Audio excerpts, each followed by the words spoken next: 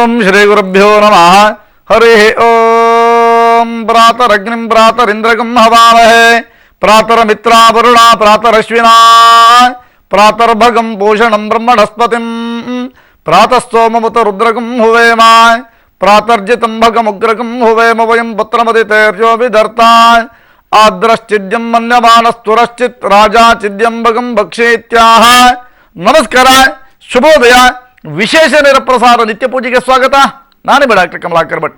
ಎಂದಿನಂತೆ ಹೊಸದಾದಂತಹ ಪೂಜೆಯೊಂದನ್ನು ನಿಮಗಾಗಿ ಉಣಬಡಿಸುವಂತಹ ತವಕ ನನ್ನಲ್ಲಿದೆ. ನೀವು ಕೂಡ ಬಹಳ ಕಾತುರತೆಯಿಂದ ಕಾದು ಕುಳಿತಿರ್ತೀರಿ. ಶನಿವಾರ ಮತ್ತು ಭಾನುವಾರದ ಶುಭ ದಿನದಂದು ನೇರ ಪ್ರಸಾರ ಕಾರ್ಯಕ್ರಮದಲ್ಲಿ ನಿಮ್ಮ ನೋವುಗಳನ್ನು, ನಲಿವುಗಳನ್ನು ಹಂಚಿಕೊಳ್ಳುವುದರ ಜೊತೆಗೆ ಯಾವ ಥರದ ಪೂಜೆ ಪುನಸ್ಕಾರಗಳನ್ನು ಹೇಳಿಕೊಡ್ಬೋದು ಎನ್ನುವಂತಹ ದೆಸೆಯಲ್ಲಿ ನೀವು ಕಾಯ್ತಾ ಕೂರ್ತಿರ್ತೀರಿ. ಹೊಸದಾದಂತಹ ಪ್ರಯತ್ನವನ್ನು ಆರಂಭಿಸ್ತಾ ಇದ್ದೇವೆ. ನಿಮ್ಮ ಊರಿನಲ್ಲಿಯೇ ವಿಶೇಷವಾದಂತಹ ದಿವ್ಯ ಸನ್ನಿಧಾನ ಇದ್ದರೆ ಆ ಸನ್ನಿಧಾನಕ್ಕೆ ನಾವು ಬರುತ್ತೇವೆ. ವಿಸ್ಮಯಕಾರಿಯಾದಂತಹ ಯಾವುದೇ ಘಟನೆಗಳು ನಿಮ್ಮ ದೇವಾಲಯ ಅಥವಾ ನಿಮ್ಮ ಊರಿನಲ್ಲಿ ನಡೀತಾ ಇದ್ದರೆ ಅಂತಹ ಊರಿಗೆ ಬಂದು ಅಲ್ಲಿರ್ತಕ್ಕಂತಹ ಮಹತ್ತರ ದಿವ್ಯ ಸನ್ನಿಧಾನವನ್ನು ಪ್ರದರ್ಶಿಸುವಂತಹ ಪ್ರಾಮಾಣಿಕ ಪ್ರಯತ್ನ ಇನ್ನು ಮುಂದಿನ ಭಾಗದಲ್ಲಿ ನಿಮ್ಮ ಊರಿನಲ್ಲಿಯೇ ನಿಮ್ಮ ನಿತ್ಯ ಪೂಜಾ ಕಾರ್ಯಕ್ರಮ ತಂಡದಿಂದ ನಡೆಯುತ್ತೆ. ಖಂಡಿತ ಅಂತಹ ಸ್ಥಳಗಳು ನಿಮ್ಮಲ್ಲಿದ್ದಲ್ಲಿ ದೂರವಾಣಿ ಮುಖಾಂತರವಾಗಿ ಆಗಿರ್ಬೋದು ಅಥವಾ ಒಂದು ಪತ್ರ ಮುಖೇನವಾಗಿ ಆದರೂ ಕೂಡ ನೀವು ಕರೆಯನ್ನು ಮಾಡಿ ಅಥವಾ ನಿಮ್ಮ ಸ್ಥಳದ ಮಹಿಮೆಯನ್ನು ತಿಳಿಸಿದಂತಹ ಪಕ್ಷದಲ್ಲಿ ಖಂಡಿತವಾಗಿ ನಿಮ್ಮ ಊರಿಗೆ ಬಂದು ಆ ಒಂದು ಕ್ಷೇತ್ರದ ಮಹತ್ವವನ್ನು ತಿಳಿಸುವಂತಹ ಪ್ರಾಮಾಣಿಕ ಪ್ರಯತ್ನವನ್ನು ನಿಮ್ಮ ಪಬ್ಲಿಕ್ ಟಿವಿ ನಿತ್ಯ ಪೂಜಾ ತಂಡ ಮುಂದುವರಿಸುತ್ತೆ. ಹಾಗಾದರೆ ಇವತ್ತು ವಿಶೇಷವಾಗಿರತಕ್ಕಂತಹ ಭಾನುವಾರ ಆಗಿರೋದ್ರಿಂದ ಇಂದಿನ ದಿನದಲ್ಲಿ ನಿಮ್ಮ ಎಲ್ಲ ರೀತಿಯಾದಂತಹ ಸಂಕಷ್ಟಗಳನ್ನು ಬಗೆಹರಿಸಬಹುದಾದಂತಹ ಒಂದು ಅದ್ಭುತ ಪೂಜೆಯನ್ನು ನಿಮಗಾಗಿ ಹೊತ್ತು ತಂದಿದ್ದೇನೆ. ಈ ಪೂಜೆಯನ್ನು ಪ್ರತಿಯೊಬ್ಬರೂ ಕೂಡ ಮಾಡಲೇಬೇಕು. ಈ ಪೂಜೆಯನ್ನು ಮಾಡುವುದರಿಂದ ನಮ್ಮ ಜೀವನದಲ್ಲಿ ಬೇಕಾದಂತಹ ಸಫಲತೆಯನ್ನು ಪಡೆದುಕೊಂಡು ಸಕಲ ರೀತಿಯಾದಂತಹ ಕಷ್ಟ ನಷ್ಟಗಳನ್ನು ಬಗೆಹರಿಸಿಕೊಳ್ಳುವಂತಹ ದೆಸೆಯಲ್ಲಿ ಈ ಒಂದು ಪೂಜೆ ನಮ್ಮೆಲ್ಲರಿಗೂ ಕೂಡ ಸಹಕಾರಿಯಾಗತ್ತೆ. ಹಾಗಾದರೆ ತಡ ಮಾಡೋದು ಬೇಡ. ಇವತ್ತು ಉಜ್ಜಯಿನಿಯಲ್ಲಿರತಕ್ಕಂತಹ ಮಹಾಕಾಲೇಶ್ವರನ ಆರಾಧನೆಯನ್ನ ಉಜ್ಜಯಿನ್ಯ ಮಹಾಕಾಲಂ ಅಲ್ಲವೇ? ಹಾಗಾಗಿ ಅಂತಹ ಉಜ್ಜಯಿನಿಯಲ್ಲಿ ವಾಸವಾದಂತಹ ಮಹಾಕಾಲನ ದಿವ್ಯವಾದಂತಹ ಮೂರ್ತಿಯನ್ನ ಅಥವಾ ಮಹಾಕಾಲನನ್ನ, ಕಾಲೇಶ್ವರನನ್ನ ನಿಮ್ಮ ಮನೆಯಲ್ಲಿ ಆರಾಧನೆ ಮಾಡಿಕೊಳ್ಳುವುದರಿಂದ ನಿಮ್ಮ ಮನೆಯಲ್ಲಿರಬಹುದಾದಂತಹ ಕಷ್ಟ ಎನ್ನುವಂತಹ ಕತ್ತಲೆ ಹೋಗಲಾಡಿಸಿ ಸುಖ ಎನ್ನುವಂತಹ ಬೆಳಕನ್ನು ಪಡೆದುಕೊಳ್ಳುವಲ್ಲಿ ಸಹಕಾರಿಯಾಗುತ್ತೆ. ಕೇವಲ ಮಾನವರು ಮಾತ್ರವೇ ಅಲ್ಲ, ಋಷಿಮುನಿಗಳಿಂದ ಹಿಡಿದು ದೇವಾನು ದೇವತೆಗಳು ಕೂಡ ಈ ಮಹಾಕಾಲನನ್ನು ಅರ್ಚಿಸಿದ್ದಾರೆ, ಮಹಾಕಾಲನನ್ನು ಧ್ಯಾನಿಸಿದ್ದಾರೆ. ಇದರ ಪ್ರತಿಫಲ ಏನು ಗೊತ್ತೇ? ಮನುಷ್ಯನಾದವನು ಒಂದಲ್ಲ ಒಂದು ರೀತಿಯಾದಂತಹ ಕಷ್ಟಗಳನ್ನು ಅಥವಾ ಪಾಪಗಳನ್ನು ಸಂಗ್ರಹ ಮಾಡ್ತಾನೆ. ಈ ಪಾಪಗಳನ್ನು ತೊಳೆದುಕೊಳ್ಳುವುದರಿಂದ ಮಾತ್ರವೇ ನಮ್ಮ ಜೀವನದಲ್ಲಿ ಯಶಸ್ಸನ್ನು ಪಡ್ಕೋಬೇಕಾಗತ್ತೆ. ಇನ್ನೊಂದನ್ನು ನಾವು ಯೋಚನೆ ಮಾಡಬೇಕು. ನಾವೇನು ಮಾಡ್ತೀವಿ ಅಂತ ಕೇಳಿದರೆ, ಈ ಪ್ರಪಂಚದಲ್ಲಿ ಎಲ್ಲವೂ ಕೂಡ ಭಗವಂತನ ಕೊಡುಗೆ ಅಂತ ಬಾಯಿ ಮಾತಿಗೆ ಹೇಳ್ತಿರ್ತೀವಿ. ಆದರೆ ಭಗವಂತ ಕೊಟ್ಟಿದ್ದನ್ನೇ ಭಗವಂತನಿಗೆ ಅರ್ಪಣೆ ಮಾಡುವಾಗ ಜೋಬಲ್ಲಿರ್ತಕ್ಕಂತಹ ಸಣ್ಣ ಚಿಲ್ಲರೆಗಳನ್ನು ಹುಡುಕಲಿಕ್ಕೆ ಪ್ರಾರಂಭ ಮಾಡ್ತೀವಿ. ನಿಮಗೆ ದೇವಾನು ದೇವತೆಗಳು ಕೋಟ್ಯಾಂತರ ರೂಪಾಯಿಗಳನ್ನು ಕರುಣಿಸಬೇಕು, ನಿಮ್ಮ ಮನೆಯಲ್ಲಿ ಸುಖ ಇರಬೇಕು, ನಿಮ್ಮ ಮನೆಯಲ್ಲಿ ಸಮೃದ್ಧಿ ಇರಬೇಕು. ಆದರೆ ದೇವರಿಗೆ ಸಮರ್ಪಣೆ ಮಾಡುವಾಗ ಚಿಲ್ಲರೆ ಕಾಸು ಬೇಕೇ ದೇವರಿಗೆ. ಹಾಗಾದರೆ ಸರ್ವಶಕ್ತನಾದಂತಹ ಭಗವಂತ ಕೊಟ್ಟಿದ್ದನ್ನು ಭಗವಂತನಿಗೆ ಅರ್ಪಣೆ ಮಾಡಬೇಕು. ಯಾವುದರಿಂದ? ಭಗವಂತ ಹಾಗನ್ನ ಮಾತ್ರಕ್ಕೆ ಕೋಟ್ಯಾಂತರ ರೂಪಾಯಿಗಳನ್ನು ವ್ಯಯಿಸಿ ಖರ್ಚು ಮಾಡಿ ಎನ್ನುವಂತಹ ದೃಷ್ಟಿನಲ್ಲಿ ನಾನು ಹೇಳಿರುವಂಥದ್ದಲ್ಲ. ಅದರ ಅರ್ಥ ಇಷ್ಟೇ: ಪರಮಾತ್ಮನನ್ನು ಅವಿರತವಾಗಿ ಧ್ಯಾನಿಸಿ, ಪರಮಾತ್ಮನನ್ನು ಆರಾಧಿಸಿ, ಪರಮಾತ್ಮನ ದಿವ್ಯವಾದಂಥ ಅನುಗ್ರಹವನ್ನು ಪಡೆದುಕೊಂಡಂತಹ ಒಂದು ಸ್ಥಿತಿಗತಿಗಳನ್ನು ನೀವು ಪಡ್ಕೊಂಡ್ರೆ ಪರಮಾತ್ಮ ನಿಮ್ಮನ್ನು ಕಾಪಾಡ್ತಾನೆ. ಭಗವತ್ ಕೃಪೆ ಯಾವತ್ತೂ ಕೂಡ ಬೇಕು. ಪ್ರಪಂಚದಲ್ಲಿ ನಮ್ಮ ಮತ್ತು ಭಗವಂತನ ಮಧ್ಯದಲ್ಲಿ ಒಂದು ಚಿಕ್ಕದಾದಂತಹ ಮಗು ಮತ್ತು ತಾಯಿಯ ಬಾಂಧವ್ಯ ಇರಬೇಕು. ಹೇಗೆ ಗೊತ್ತೇ? ಒಂದು ಸಂತೆಯಲ್ಲಿ ನಡ್ಕೊಂಡು ಹೋಗ್ತಾ ಇರ್ತೀರಿ, ನಿಮ್ಮ ಜೊತೆಗೆ ಒಂದು ಚಿಕ್ಕ ಮಗು ಇದೆ, ಒಂದು ತಾಯಿ ಒಂದು ಚಿಕ್ಕದಾದಂತಹ ಮಗು ಸಂತೆಯಲ್ಲಿ ಹೋಗ್ತಾ ಇರ್ತಾರೆ ಅಂತ ಇಟ್ಕೊಳ್ಳಿ. ಆದರೆ ಯಾವತ್ತೂ ಕೂಡ ತಾಯಿ ಆ ಮಗುವಿನ ಕೈಯನ್ನು ಹಿಡ್ಕೊಂಡ್ರು ಅಂತಾದರೆ ಸದಾ ಆ ಮಗುವಿನ ಬಗ್ಗೆ ಕಾಳಜಿ ಇರುತ್ತೆ. ಸಂತೆನಲ್ಲಿ ಮಗು ತಪ್ಪಿಸಿಕೊಳ್ಳಿ ಹೋಗಲಿಕ್ಕೆ ಸಾಧ್ಯ ಆಗೋದಿಲ್ಲ. ಅದೇ ಮಗುವೇ ತಾಯಿಯ ಕೈಯನ್ನು ಹಿಡ್ಕೊಂಡ್ರೆ ಯಾವುದೇ ಕಾರಣಕ್ಕೂ ಕೂಡ ಆ ಕೈ ಶಾಶ್ವತವಾಗಿ ಇರೋದಿಲ್ಲ ಅನ್ನೋದಕ್ಕೆ ಪ್ರತ್ಯಕ್ಷವಾದಂತಹ ಸಾಕ್ಷಿಯೇ ಇಲ್ಲಿರ್ತಕ್ಕಂತಹ ಒಂದು ವಿಶೇಷ. ಅಂದರೆ ಭಗವಂತ ಸದಾ ನಿಮ್ಮ ಜೊತೆಗಿರಬೇಕು. ಭಗವತ್ ಕೃಪೆ ನಿಮಗಿದ್ದಾಗ ಯಾವ ಅಂಜಿಕೆ, ಯಾವ ಭಯ, ಯಾವುದೇ ರೀತಿಯಾದಂತಹ ಸಮಸ್ಯೆಗಳು ಕೂಡ ನಿಮಗೆ ಬರೋದಿಲ್ಲ. ಮಕ್ಕಳು ಪ್ರಪಂಚದಲ್ಲಿ ಹೋಗುವಾಗ ಬೇರೆ ಬೇರೆ ರೀತಿಯಾದಂಥ ಅಂಗಡಿಗಳನ್ನೆಲ್ಲವನ್ನು ಕೂಡ ನೋಡ್ತವೆ. ಬಲೂನನ್ನು ನೋಡುತ್ತೆ, ಅಲ್ಲಿರ್ತಕ್ಕಂಥ ಬೇರೆ ಬೇರೆ ಆಟದ ವಸ್ತುಗಳನ್ನು ನೋಡಿದಾಗ ಆ ಆಟದ ವಸ್ತುಗಳ ಮೇಲೆ ಚಿಕ್ಕ ಮಗು ಅಲ್ವೇ, ಅದರ ಕಡೆ ಎಲ್ಲವೂ ಕೂಡ ಲಕ್ಷ್ಯ ಹೋಗ್ಬಿಡುತ್ತೆ. ಆದರೆ ಅಂತಹ ಸಮಯದಲ್ಲಿ ತಾಯಿಯ ಕೈಯನ್ನು ಬಿಟ್ಟುಬಿಡುತ್ತೆ. ಹಾಗೆ ನಾವು ಕೂಡ ನಾವು ದೇವರನ್ನು ಕೈ ಹಿಡಿತೇವೆ ಅಂತ ಹೇಳಲಿಕ್ಕೆ ಆಗಲ್ಲ. ದೇವರು ನಮ್ಮನ್ನು ಕೈ ಹಿಡಿದ್ರೆ ಸದಾ ನಮ್ಮ ಜೊತೆಗಿರ್ತಾನೆ ಅನ್ನೋದಕ್ಕೆ ಇದಕ್ಕಿಂತಲೂ ದೊಡ್ಡದಾದಂಥ ಉದಾಹರಣೆ ಬೇಕಾಗಿಲ್ಲ ಅಲ್ವಾ? ಹಾಗಾದರೆ ನಮ್ಮ ಜೀವನದಲ್ಲಿ ಯಶಸ್ಸನ್ನು ಪಡೆದುಕೊಳ್ಳಬೇಕು ಅನ್ನುವಂತಹ ದೃಷ್ಟಿ ನಿಮಗಿದ್ದಲ್ಲಿ ನೀವು ಆಡಂಬರ ರಹಿತವಾದಂತಹ ಪೂಜೆ ಪುನಸ್ಕಾರಗಳನ್ನು ಮಾತ್ರವೇ ಮಾಡಿ. ಪರಮಾತ್ಮವನ್ನು ಮಾತನ್ನು ಹೇಳ್ತಾನೆ, ಏನಮಯ ಭಕ್ತಿಯುಕ್ತೇನ ಪತ್ರಂ ಪುಷ್ಪಂ ಫಲಂ ಜಲಂ. ಪರಮಾತ್ಮ ಹೇಳೋದಿಷ್ಟೇ, ಭಕ್ತಿಯಿಂದ ಪತ್ರವನ್ನು, ಪುಷ್ಪವನ್ನು, ಫಲವನ್ನು, ಜಲವನ್ನು ಸಮರ್ಪಣೆ ಮಾಡಿದಂತಹ ಪಕ್ಷದಲ್ಲಿ ಮಾತ್ರವೇ ಭಗವಂತನನ್ನು ಒಂದು ಅನುಗ್ರಹಕ್ಕೆ ಪಾತ್ರ ಆಗ್ಬೋದೇ ವಿನಃ ನಮ್ಮ ಆಡಂಬರದಿಂದ ಸಾಧ್ಯ ಆಗುತ್ತೆ. 10 ಬೆರಳಿಗೆ ಉಂಗುರವನ್ನು ಹಾಕಿ ಮೈತುಂಬಾ ರುದ್ರಾಕ್ಷಿಯನ್ನು ಹಾಕಿದ ಮಾತ್ರಕ್ಕೆ ಮಹಾಕಾಲನ್ನು ಒಲಿಸಿಕೊಳ್ಳಿಕ್ಕಾಗತ್ತೆ? ಅಥವಾ ಮಾರ್ಕೆಟ್ನಲ್ಲಿರಬಹುದಾದಂತಹ ಹೂವುಗಳನ್ನೆಲ್ಲವನ್ನು ಕೂಡ ಸುರಿಯೋದ್ರಿಂದ ಭಗವಂತ ಒಲಿತಾನೆ? ಇದೆಲ್ಲವೂ ಕೂಡ ಏನಾರು ಇದ್ದರೆ ನಿಮ್ಮ ಭ್ರಮೆ. ಅಂತಹ ಭ್ರಮಾಲೋಕದಿಂದ ಹೊರಗೆ ಬರಬೇಕು. ಪರಮಾತ್ಮನ ಆರಾಧನೆಯನ್ನು ಮಾಡುವಂಥದ್ದು ನಮ್ಮ ಕರ್ತವ್ಯ. ಯಾವ ಮಿಲಿತ ದ್ರವ್ಯೇಣ ಯಥೋಪಚಾರೈ ಹೇಳ್ತಾನೆ ಶಾಸ್ತ್ರದಲ್ಲಿ, ಯಥಾ ಮಿಲಿತ ದ್ರವ್ಯೇ, ಏನು ಸಿಕ್ಕಿದೆಯೋ ಅದರಲ್ಲಿ ಪೂಜೆ ಮಾಡ್ತೀನಪ್ಪ. ಯಥಾ ಮಿಲಿತ ದ್ರವ್ಯೇ ಯಥೋಪಚಾರೈ, ನನಗೆ ಗೊತ್ತಿದ್ದಂತಹ ಉಪಚಾರ ಮಂತ್ರ ಹೇಳಿದರೆ ಪೂಜೆ ಅಂತ ಅಲ್ಲ. ಯಾವುದೇ ಕಾರಣಕ್ಕೆ ನನಗೆ ಗೊತ್ತಿದ್ದಂತಹ ರೀತಿಯಲ್ಲಿ ನಿನ್ನ ಆರಾಧನೆ ಮಾಡ್ತೇನೆ ಎನ್ನುವಂತಹ ಒಂದು ಸಂಕಲ್ಪವನ್ನು ನಾವು ಮಾಡ್ತೇವಲ್ವೇ? ಹಾಗಾಗಿ ಇವತ್ತು ಆರಾಧನೆ ಮಾಡಬೇಕಾದ ವಿಶೇಷವಾಗಿರ್ತಕ್ಕಂತಹ ಮಂಗಲ ಮೂರ್ತಿ, ಹಾಗೆ ವಿಶೇಷವಾಗಿರ್ತಕ್ಕಂತಹ ಸ್ವರ್ಣಶೃಂಗದ ಒಡೆಯ. ಸ್ವರ್ಣಶೃಂಗ ಅಂದರೆ ಬಂಗಾರದ ಕೊಂಬು ಅಂತ. ಈ ಬಂಗಾರದ ತುತ್ತ ತುದಿ, ಕೊಂಬಿನ ತುತ್ತ ತುದಿಯಲ್ಲಿ ಮಹಾಕಾಲನ ವಾಸಸ್ಥಾನ ಎನ್ನುವುದಾಗಿ ಪುರಾಣಗಳು ಉಲ್ಲೇಖವನ್ನು ಮಾಡುತ್ತೆ. ಈ ಸ್ವರ್ಣಶೃಂಗದಲ್ಲಿರತಕ್ಕಂತಹ ಮಹಾಕಾಲನನ್ನು ಯಾರು ಧ್ಯಾನಿಸುತ್ತಾರೋ ಅಂಥವರಲ್ಲಿ ಕಾಲಾಂತಕನಾಗ್ತಾನಂತೆ. ಧ್ಯಾನ ಮಾಡದೇಗಿದ್ರೆ ಅವರ ಪಾಲಿಗೆ ಕಾಲನಾಗ್ತಾನಂತೆ. ಒಂದು ಮಾತನ್ನು ಹಿರಿಯರೆಲ್ಲರೂ ಕೂಡ ಮಾತಾಡ್ತಿದ್ರು, ಏನು ಗೊತ್ತಾ?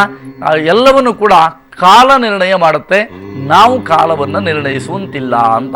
ಕಾಲ ಯಾವ ಜ್ಯೋತಿಷಿನೂ ಬಿಡಲ್ಲ, ಯಾವ ಗುರುಗಳನ್ನು ಬಿಡೋದಿಲ್ಲ, ಯಾವ ರಾಜಕಾರಣಿನೂ ಬಿಡೋದಿಲ್ಲ, ಯಾವ ಧನಿಕನನ್ನು ಬಿಡೋದಿಲ್ಲ, ಯಾವ ಮುಖ್ಯಮಂತ್ರಿನೂ ಬಿಡೋದಿಲ್ಲ, ಪ್ರಧಾನಮಂತ್ರಿಯನ್ನು ಕೂಡ ಬಿಡೋದಿಲ್ಲ.